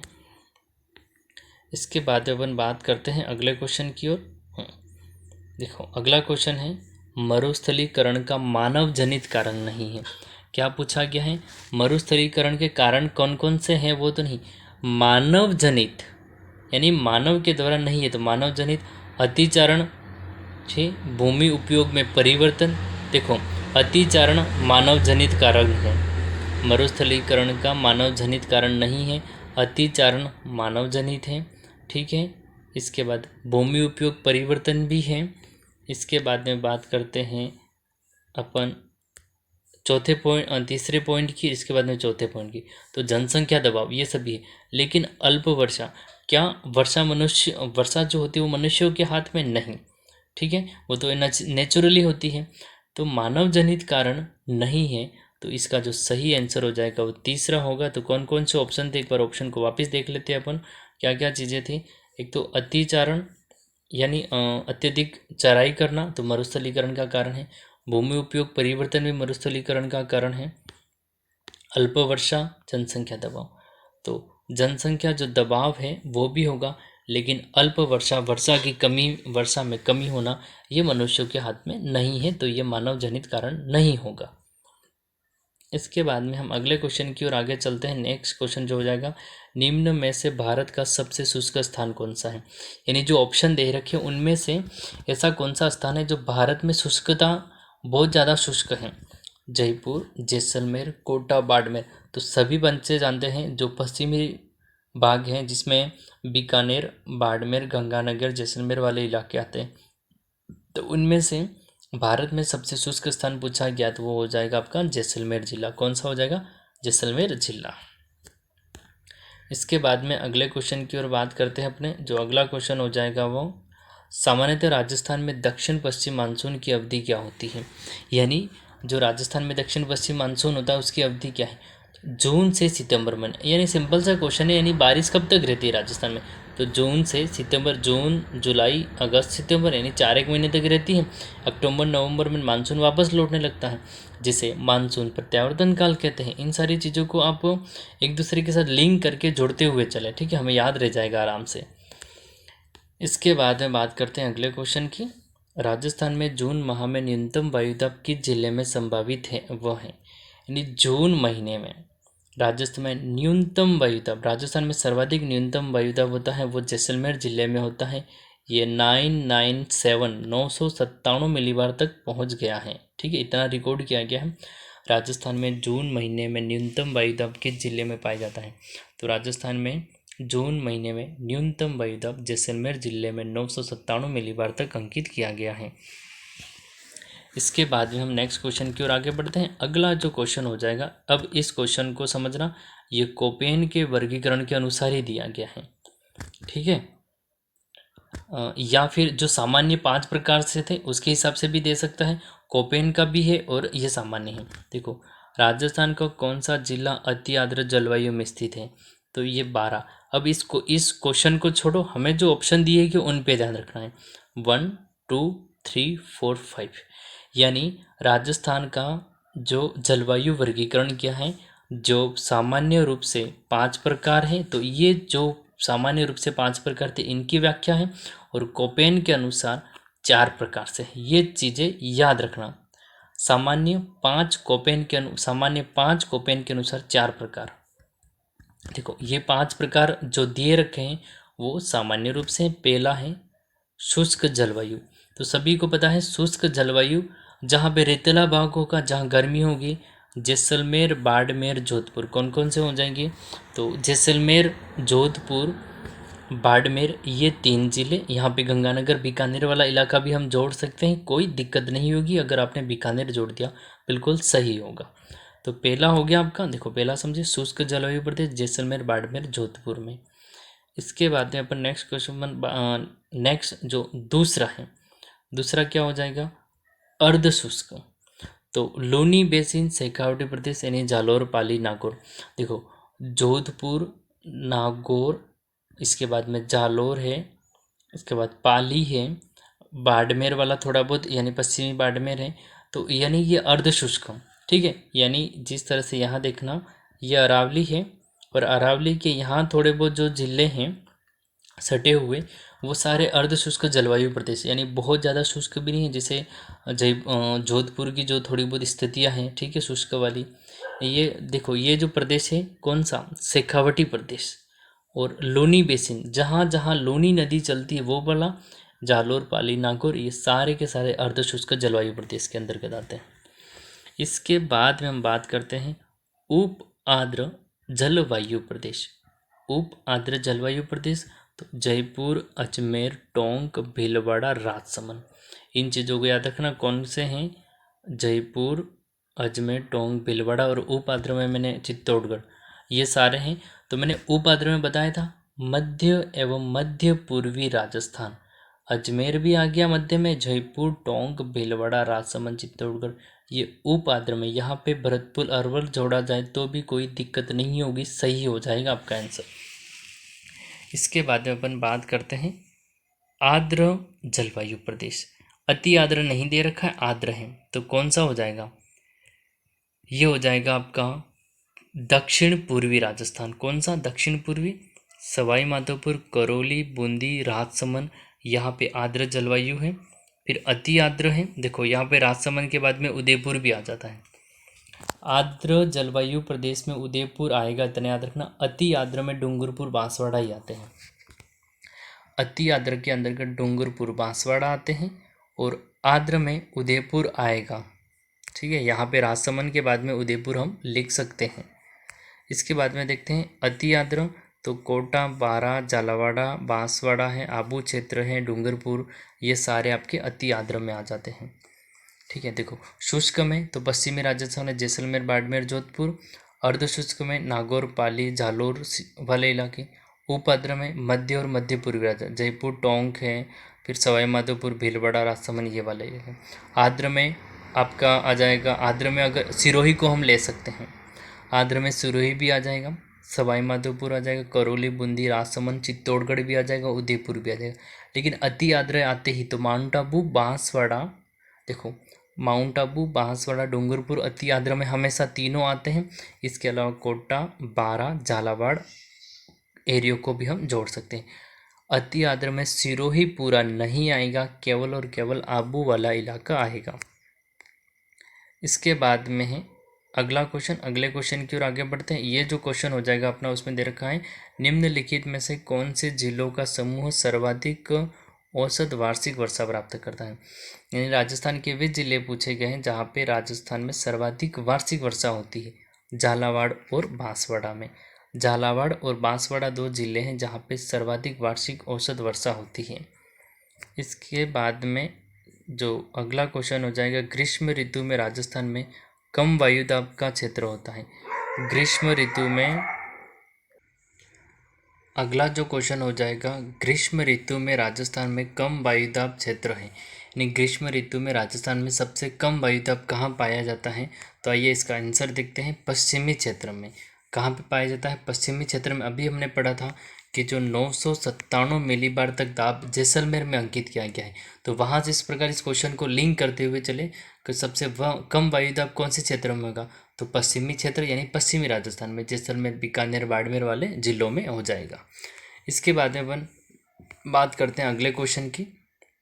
निम्न में से कौन सा एक मरुस्थलीकरण के रोकथाम के लिए उपयोगी है। देखो, मृदा संरक्षण है आपका, अतिचारण पर नियंत्रण भी है और वनों उन्मूलन पर भी नियंत्रण में उपयुक्त सभी, यानी जो चारों ऑप्शन है वो सही हो जाएगा। यानी मरुस्थलीकरण को रोकना, यानी मरुस्थलीकरण का जो विस्तार हो रहा है उसको रोकना, तो मृदा संरक्षण ये भी सही है, अतिचारण पर नियंत्रण ये भी सही है, वनों उन्मूलन पर नियंत्रण करना ये भी सही है, उपयुक्त सभी इसका जो आंसर हो जाएगा। अगले क्वेश्चन की ओर आगे बढ़ते हैं। अगला क्वेश्चन हो जाएगा कि राजस्थान का कौन सा क्षेत्र मानसून के अरब सागर शाखा से अधिकतम वर्षा प्राप्त करता है। राजस्थान का कौन सा क्षेत्र है जहाँ पे जो अरब सागर की मानसून शाखा सर्वाधिक एक्टिव भी रहती है और अधिक वर्षा देती है। तो यहाँ जो सही आंसर हो जाएगा दक्षिण तथा दक्षिण पूर्वी क्षेत्र। हम अरब सागर शाखा और बंगाल की खाड़ी शाखा दोनों शाखाओं को कम्प्लीटली समझ चुके हैं, तो यहाँ ज़्यादा डिस्कशन नहीं करेंगे इस क्वेश्चन पे। दक्षिण और दक्षिण पूर्वी क्षेत्र में अरब सागर की शाखा सर्वाधिक वर्षा देती है। इसके बाद हम बात करते हैं अगले क्वेश्चन की। अगला जो क्वेश्चन हो जाएगा वो अपना होगा कि कोपेन के वर्गीकरण के अनुसार गंगानगर, हनुमानगढ़ और बीकानेर में किस प्रकार की जलवायु पाई जाती है। यानी कोपेन के वर्गीकरण के अनुसार गंगानगर, हनुमानगढ़, बीकानेर में किस प्रकार की जलवायु पाई जाती है, तो अर्ध शुष्क जलवायु पाई जाती है। कैसी पाई जाती है, तो ये रहा BWHW प्रकार की, यानी यहाँ पे जो आपकी शुष्क जलवायु प्रदेश यानी अर्ध शुष्क जलवायु प्रदेश पाई जाती है। किसके अनुसार, कोपेन के वर्गीकरण। तो ये BWHW ये क्वेश्चन रिपीट कर लेते हैं, ठीक है। कौन कौन से, गंगानगर, हनुमानगढ़ और बीकानेर जिलों में पूछा गया है। तो यहाँ पे जो हो जाएगा वो आपका BWHW जिले हो जाएंगे, सॉरी मतलब टाइप हो जाएगा। इसके बाद में देखना आप, कोपेन के वर्गीकरण के आधार पर निम्न में से कौन सा एक डूंगरपुर जिले में, डूंगरपुर ही अकेला नहीं, डूंगरपुर बांसवाड़ा भी हो सकता है, डूंगरपुर भी हो सकता है, बांसवाड़ा भी, और दक्षिणी राजस्थान भी हो सकता है। तीनों टाइप से पूछ सकता है। कोपेन के वर्गीकरण के अनुसार दक्षिणी राजस्थान में AW, डूंगरपुर में AW, बांसवाड़ा में AW प्रकार की जलवायु पाई जाती है, जिसे आर्द्र जलवायु या जिसे अति आर्द्र जलवायु कहा जाता है। ठीक है, इतना याद रखना आप। इसके बाद हम नेक्स्ट क्वेश्चन की ओर आगे बढ़ते हैं। राजस्थान में किस ऋतु में सर्वाधिक धूल भरी आंधियाँ चलती हैं।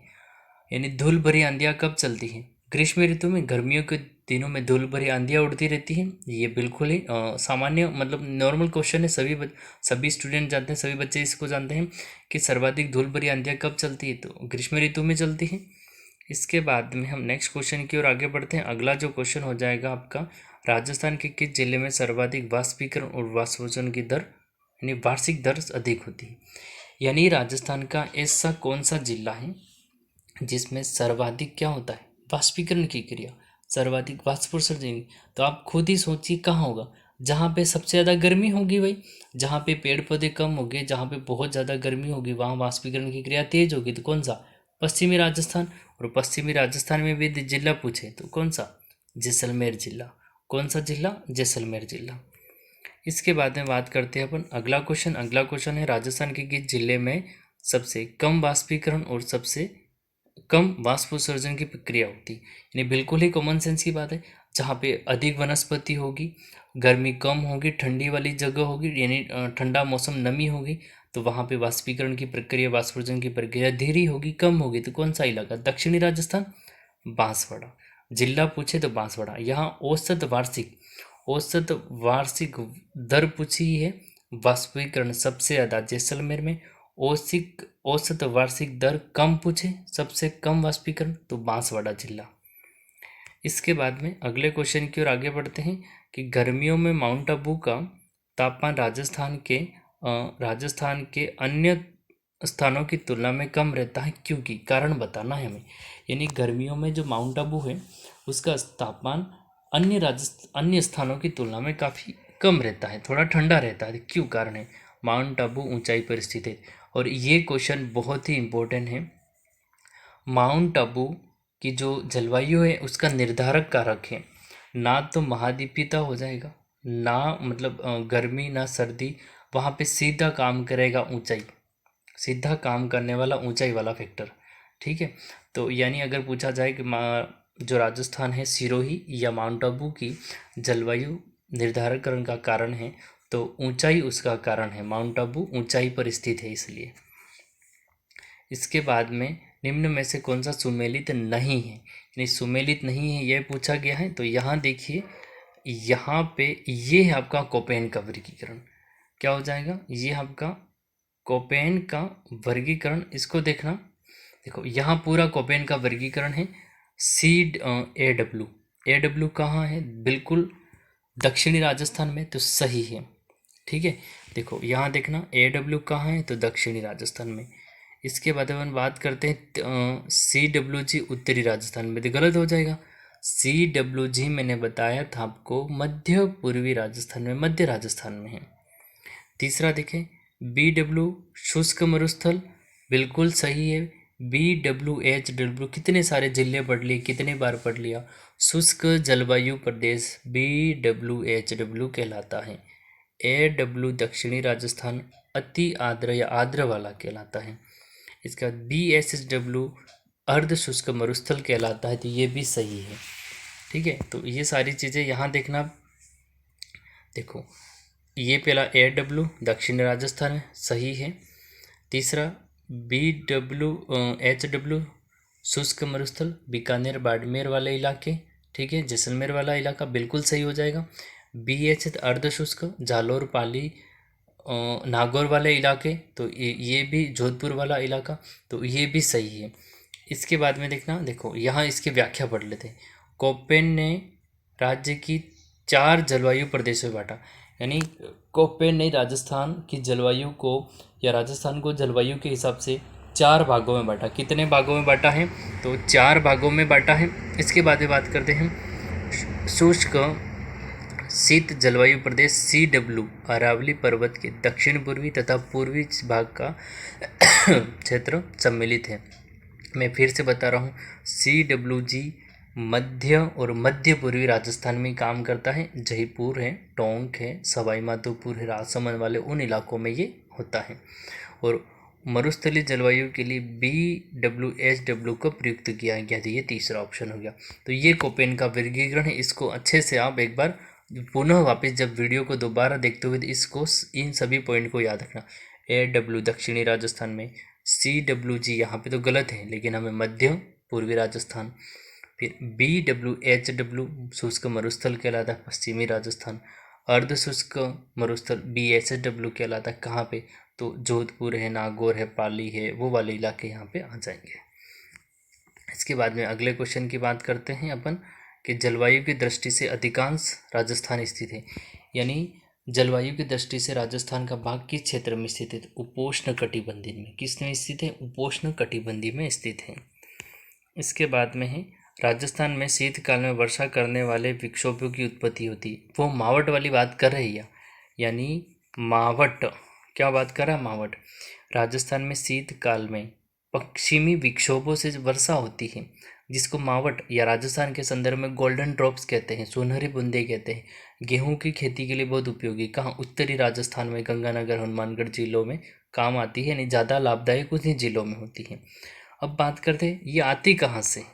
पश्चिमी जो विक्षोभ है, नमी वाली जलवायु है, कहाँ से आती है, भूमध्य सागर और कैस्पियन सागर से आती है, भूमध्य सागर और कैस्पियन सागर से आती है। इसके बाद में बात करते हैं अगले क्वेश्चन की कि पूर्वी राजस्थान की जलवायु है उप आर्द्र जलवायु। पूर्वी राजस्थान की जलवायु कौन सी, तो हम कितनी बार पढ़ रहे हैं, पूर्वी जलवायु CWG कोपेन के अनुसार है, और कोपेन के अनुसार नहीं भी पूछे, ऐसे भी पूछे, कोपेन के अनुसार पूछे तो CWG संकेत है और उप आर्द्र जलवायु है। कैसी है, उप आर्द्र जलवायु है। इसके बाद में है बांसवाड़ा डूंगरपुर राजस्थान के किस कृषि जलवायु खंड में आते हैं, तो ये आर्द्र नहीं है, आर्द्र लिखा है, क्या लिखा है, ये आर्द्र हो जाएगा। आर्द्र दक्षिणी मैदानी प्रदेश, तो मैंने कितनी बार बताया, कोपेन के अनुसार AW, कोपेन के अनुसार AW सिंबल के अनुसार, और ऐसे पूछे तो आर्द्र दक्षिणी जो क्षेत्र है वो डूंगरपुर बांसवाड़ा है, डूंगरपुर बांसवाड़ा आर्द्र भाग के अंतर्गत आता है।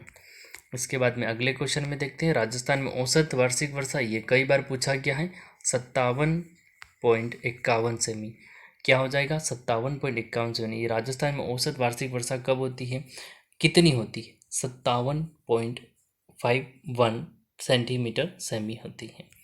इसके बाद में अगला क्वेश्चन देखना, अब ये सामान्यतः आ गया, सामान्यतः राजस्थान को कितने जलवायु क्षेत्रों में विभाजित किया गया है, 5 भागों में। पहला देखो, तापमान वर्षा के आधार पर, ये याद रखना, तापमान और वर्षा के वितरण के आधार पर राजस्थान को 5 भागों में बांटा गया जलवायु के हिसाब से।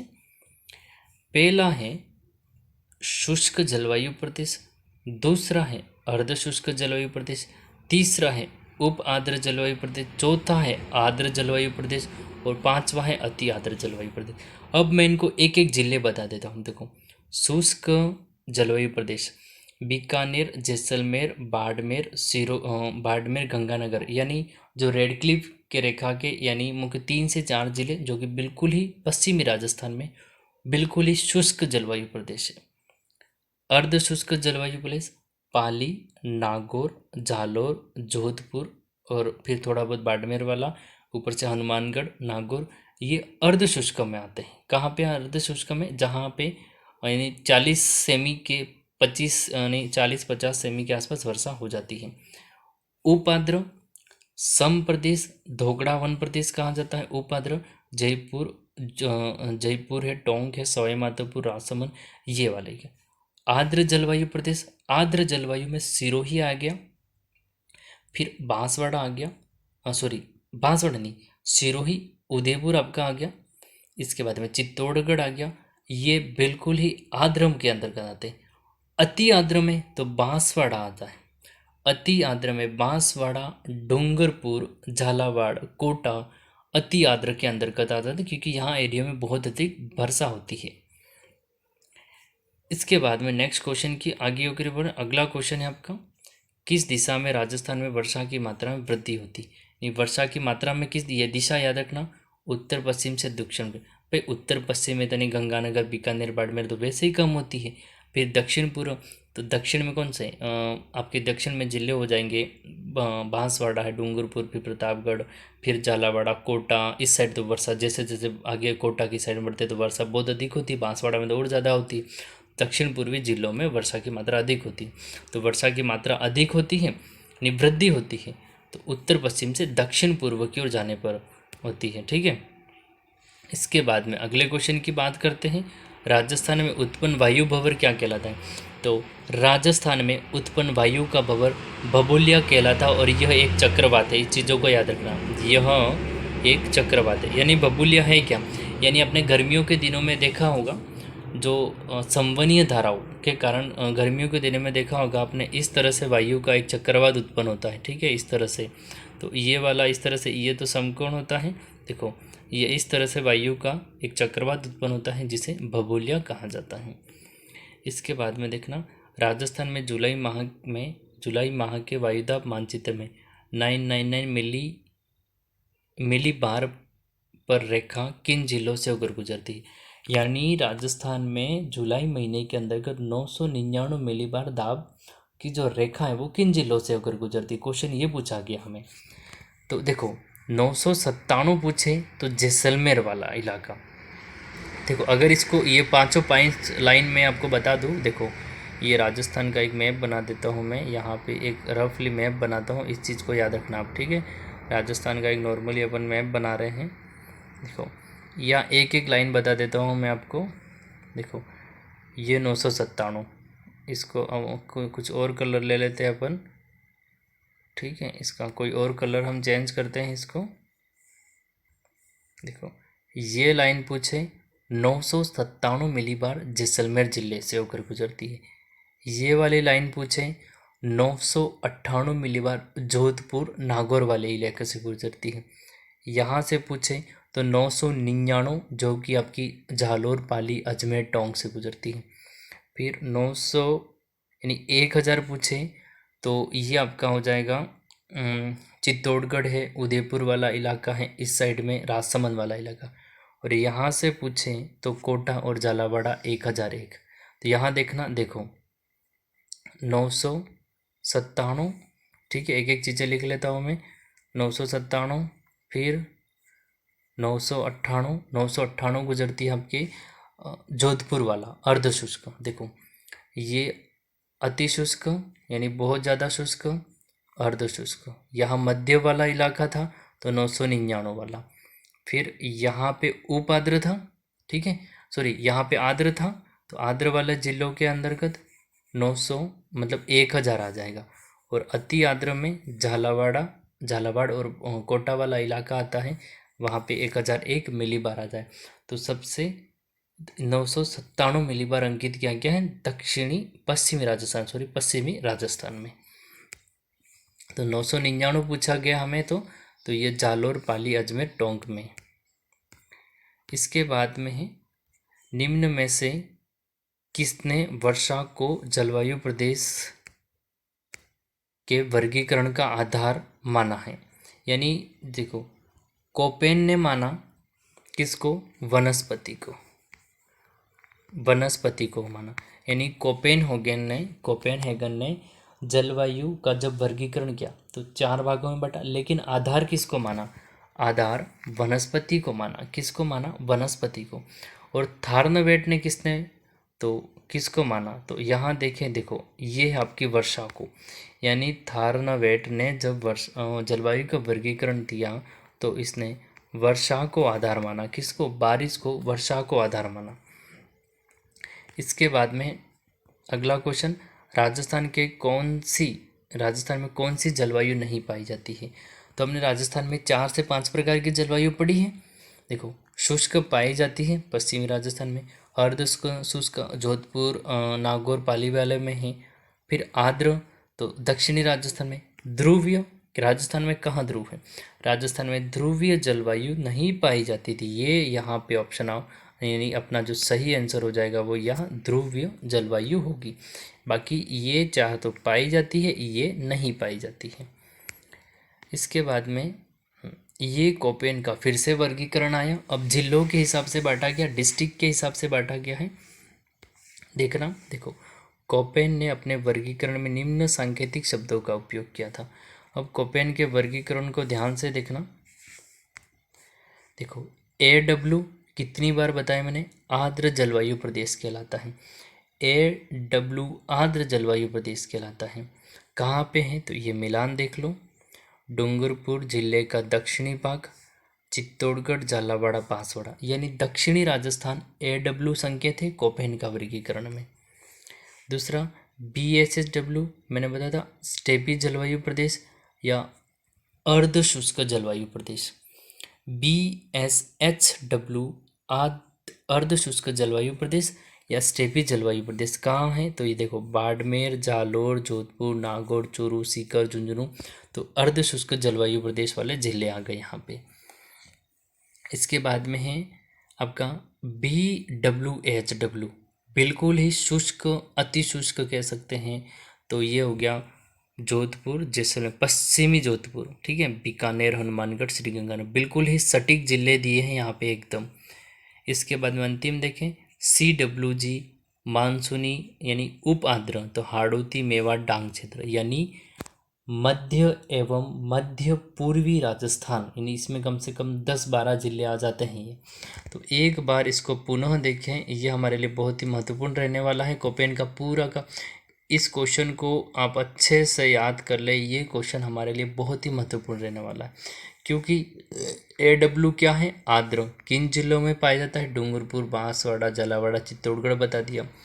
BSW क्या होता है, अर्ध शुष्क जलवायु प्रदेश, स्टेपी जलवायु प्रदेश भी कहते हैं, किन जिलों में पाया जाता है, बांसवाड़ा, जालोर, नागौर, सीकर, झुंझुनू, चूरू बता दिया, ये सारे जिले बता दिए। BWH बिल्कुल ही अति शुष्क, तो पश्चिमी राजस्थान के जिले बता दिए। CWG कितनी बार हमने पढ़ा, सबसे बड़ा जलवायु प्रदेश, मानसूनी जलवायु प्रदेश, उप आर्द्र जलवायु प्रदेश, सम जलवायु प्रदेश, धोकड़ा वन प्रदेश, सभी CWG को कहा जाता है। हाड़ौती प्रदेश, कोटा, बूंदी, बारा, झालावाड़ा, मेवात, अलवर, भरतपुर, डांग क्षेत्र, सवाई माधोपुर, करौली, जयपुर, टोंक, ये सारे के सारे 10-12 जिले इस चौथे पॉइंट के अंतर्गत आ जाते हैं। इसके बाद में हम अगले क्वेश्चन की ओर आगे बढ़ते हैं। अगला क्वेश्चन हो जाएगा, ये है आपका थार्नवेट का पूरा वर्गीकरण। और थार्नवेट का वर्गीकरण मैंने अपने नोट से पूरा का पूरा पेज ला के समझाया था, लेकिन एक बार पुनः इसकी व्याख्या कर देते हैं ताकि आपका फिर से ये क्वेश्चन रिवाइज हो जाए। देखो, थार्नवेट ने पूरा, हम ऑप्शन ही देख लेते हैं। CAW यानी क्या कहा, उप आर्द्र या आर्द्र जलवायु प्रदेश। शुष्क शब्द तो राजस्थान की जलवायु के लिए जोड़ा जाता है, शुष्क शब्द के लिए तो जोड़ा ही जाता है, यानी हमें सिर्फ इस संकेत याद रखने, CW आर्द्र या उप आर्द्र जलवायु। उदयपुर, बांसवाड़ा, डूंगरपुर, कोटा, झाला, यानी आपका दक्षिण और दक्षिण पूर्वी आ गया तो सीधा फंडा याद रखना, आर्द्र या उप आर्द्र ही होगी। इसके बाद अति आर्द्र पूछ ले तो माउंट आबू, बांसवाड़ा, डूंगरपुर और माउंट आबू अति आर्द्र में आ जाते हैं।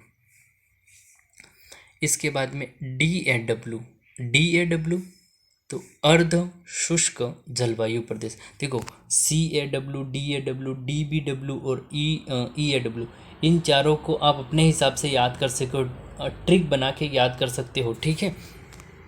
इसकी ट्रिक भी मैंने याद की है, मतलब मैं अपने ट्रिक बनाई है, मैं उस हिसाब से आपको बता दूंगा। नेक्स्ट किसी एक शॉर्ट वीडियो बनाएंगे जिसमें से ट्रिक बना देंगे, ठीक है।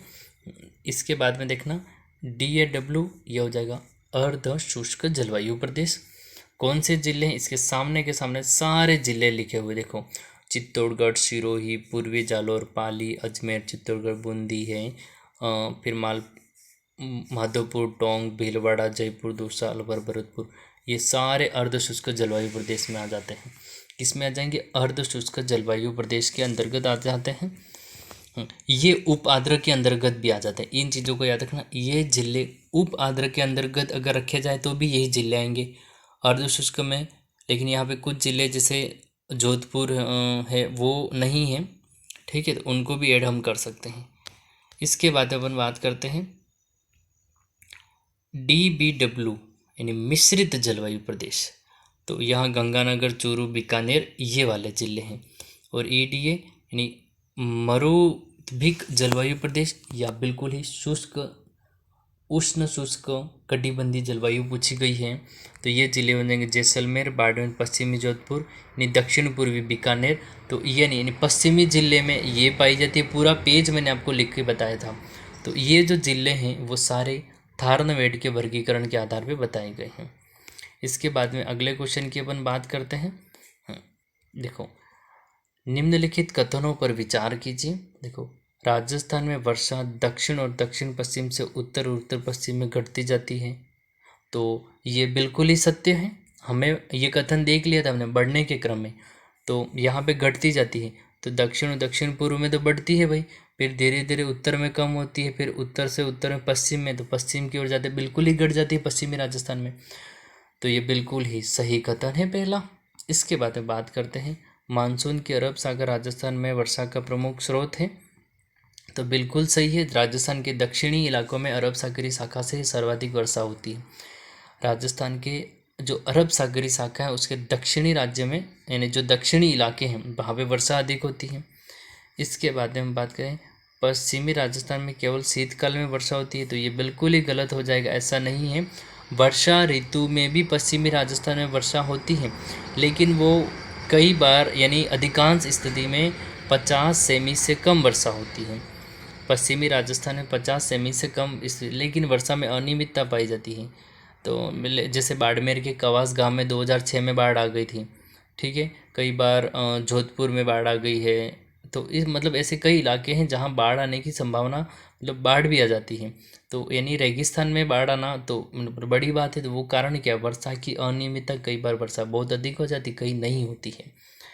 तो यहाँ तीसरा ऑप्शन तो बिल्कुल ही गलत हो जाएगा।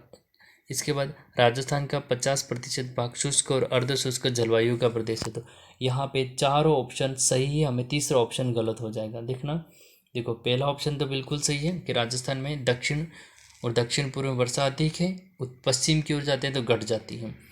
अरब सागरी शाखा वर्षा का मुख्य स्रोत है, ये भी सत्य हो जाएगा। चौथा भी सस, यानी लगभग 50% भाग पर शुष्क और अर्धशुष्क जलवायु पाई जाती है, ये भी सही है। लेकिन पश्चिमी राजस्थान में केवल शीतकालीन वर्षा होती है, ये गलत है। वर्षा ऋतु में भी वर्षा होती है। इसके बाद में बात करते हैं अगले क्वेश्चन की। राजस्थान में स्टेपी तुल्य या मानसूनी पतझड़ वनस्पति पाई जाती है। तो मानसूनी जो पतझड़ वनस्पति पाई जाती है, जिले पूछे तो हनुमानगढ़ है, सीकर है, झुंझुनू है, जोधपुर, नागौर, पाली और झालुर, इतने सारे जिले हैं यहाँ पे। तो ये मानसूनी पतझड़ वन, ये मैंने अर्ध शुष्क जलवायु प्रदेश वाले जो जिले हैं उनको इसमें रखा गया है, ताकि ये आपको जिले याद हो जाए। स्टेपी तुल्य मानसून पतझड़ अगर प्रदेश पूछे तो अर्ध शुष्क जलवायु प्रदेश, और जिले पूछे, डिस्ट्रिक्ट पूछे तो हनुमानगढ़, सीकर, झुंझुनू, जोधपुर, नागौर, पाली और झालोर, ये जिले आते हैं। इसके बाद में अगले क्वेश्चन की ओर बात करते हैं। अगला क्वेश्चन, राजस्थान में धोकड़ा सर्वाधिक पाए जाते हैं, अर्थात धोकड़ा वन की बात की गई है। राजस्थान में धोकड़ा वन सर्वाधिक पाए जाते हैं, तो ये उप आर्द्र जलवायु प्रदेश में, यानी जयपुर, सवाई माधोपुर, टोंक, अजमेर वाला जो इलाका है, जिसे सम जलवायु प्रदेश कहा जाता है, जिसे धोकड़ा वन प्रदेश कहा जाता है, राजस्थान का सर्वाधिक धोकड़ा वन पाए जाते हैं उप आर्द्र जलवायु प्रदेश में। इसके बाद में हम अगला क्वेश्चन देखते हैं। अगला क्वेश्चन हो जाएगा, राजस्थान में जलवायु प्रदेश के अंतर्गत कौन से जिले आते हैं? तो ये वाड्रा नहीं है, ये उपाद्र है, ठीक है। ये थोड़ा गलत हो गया है, यहाँ टाइपिंग मिस्टेक हुई है। देखो राजस्थान में उप आर्द्र लिखा है, ठीक है, ये गलत हो जाएगा। राजस्थान में उप आर्द्र जलवायु के अंतर्गत कौन से जिले आते हैं? तो उप आर्द्र के अंतर्गत जो जिले आते हैं, जयपुर, अलवर, भरतपुर, टोंक और भीलवाड़ा, यानी ये से तो 10-12 जिले, ये मुख्य जिले मैंने लिख लिए। ये कई बार हमें रिपीट करते जा रहे हैं क्वेश्चन को, ठीक है। तो राजस्थान में आपका क्या हो जाएगा? राजस्थान में उप आर्द्र जलवायु पाई जाती है। तो राजस्थान में उप आर्द्र जयपुर, अलवर, भरतपुर, टोंक आदि जिलों में। जो अपना अगला क्वेश्चन हो जाएगा वो हो जाएगा, राजस्थान में ये वाड्रा नहीं है, ये हो जाएगा राजस्थान में उप आर्द्र, ठीक है। यहाँ पे था उप आर्द्र, टाइपिंग मिस्टेक है। तो राजस्थान में उप आर्द्र जलवायु प्रदेश के अंतर्गत कौन से जिले आते हैं? तो जयपुर, अलवर, भरतपुर, टोंक और भीलवाड़ा। देखो यहाँ से कम 10-12 जिले आते हैं उप आर्द्र के अंतर्गत, लेकिन हमें अगर जिले पूछ रहे थे, मुख्य जिले मैंने आपको बता दिए, जयपुर, अलवर, भरतपुर, टोंक, भीलवाड़ा, ये क्वेश्चन हमने कई बार पढ़ लिया है। इसके बाद हम ये उप आर्द्र है, ठीक है, याद रखना, यहाँ पे उप आर्द्र जिले पूछे गए हैं। इसके बाद में अगला क्वेश्चन की बात करते हैं। रोहिड़ा, खेजड़ी, बबूल किस प्रकार की जलवायु प्रदेश में पाए जाते हैं?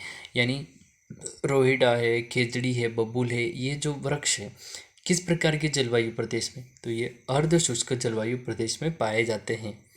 इसके बाद में बात करते हैं खेर, साल, तेंदुपत्ता, फिर आम, नीम आदि वनस्पति किस प्रकार के जलवायु प्रदेश में पाई जाती है? कौन कौन सा? खेर है, साल है, तेंदुपत्ता है, आम है, नीम, महुआ, ये आदि वनस्पतियाँ किस प्रकार के जलवायु में? तो यह आर्द्र जलवायु प्रदेश में पाई जाती है। किस प्रकार के? आर्द्र जलवायु प्रदेश में पाई जाती कौन कौन से जिले, ये हमने कई बार रिपीट कर लिया कौन कौन से जिले आते हैं। हमें याद रखना वनस्पति तो आर्द्र जलवायु प्रदेश में पाई जाती है। इसके बाद में नेक्स्ट क्वेश्चन हो जाएगा ये, और ये हमारा अंतिम क्वेश्चन रहेगा। ठीक है, ये हमारा अंतिम क्वेश्चन रहने वाला है। राजस्थान में सागवान सर्वाधिक के क्षेत्र में पाए जाते हैं। तो राजस्थान में सर्वाधिक सागवान दक्षिणी राजस्थान डूंगरपुर बांसवाड़ा जिले में पाए जाते हैं। राजस्थान में सर्वाधिक बांस जो सागवान हैं वो डूंगरपुर बांसवाड़ा जिलों में दक्षिणी राजस्थान में पाए जाते हैं। ठीक है, इस प्रकार आज हमने 70 नहीं, हमने 80 महत्वपूर्ण क्वेश्चन किए हैं। ठीक है, मैंने 70 बताया आपको, जिसमें मुझे लगा इसमें 70 क्वेश्चन हैं, लेकिन इसमें हमने 80 महत्वपूर्ण क्वेश्चन किए हैं। उनमें से कम 50 ऐसे क्वेश्चन होंगे जो विगत एग्जाम में आ चुके हैं, और यानी 30 ऐसे क्वेश्चन हो गए जो आज तक एग्जाम में नहीं आए हैं, और मैंने नोट्स के हिसाब से उनको बनाया है। ठीक है, और मैंने कई पेज ने पेज पूरे लिए ताकि आपको पूरा मैं समझा सकूं। इस प्रकार यानी बंगाल की शाखा, फिर अरब सागरी शाखा के अरावली की दिग स्थिति क्या है, कोपेन का वर्गीकरण, थॉर्नवेट का वर्गीकरण, जलवायु का जितने भी क्वेश्चन हो सकते थे वो सारे के सारे इन 80 क्वेश्चनों के अंतर्गत मैंने समावेश कर लिए हैं। ठीक है, इससे बाहर आपको कहीं से भी क्वेश्चन और देखने की ज़रूरत नहीं पड़ेगी। अगर ये क्लास आपको अच्छी लगती है, क्वेश्चन का लेवल आपको अच्छा लगता है, तो वीडियो को अधिक से अधिक शेयर करना, वीडियो को लाइक करना और चैनल को सब्सक्राइब जरूर करें। मिलते हैं अपन नेक्स्ट क्लास में। नेक्स्ट जो अपनी क्लास रहने वाली है वो मृदा संसाधन पे रहेगी, उसमें हम 50 से 60 क्वेश्चन मृदा संसाधन के जो इंपॉर्टेंट क्वेश्चन होंगे उन पे बात करेंगे। ठीक है, मिलते हैं नेक्स्ट क्लास में। Thank you.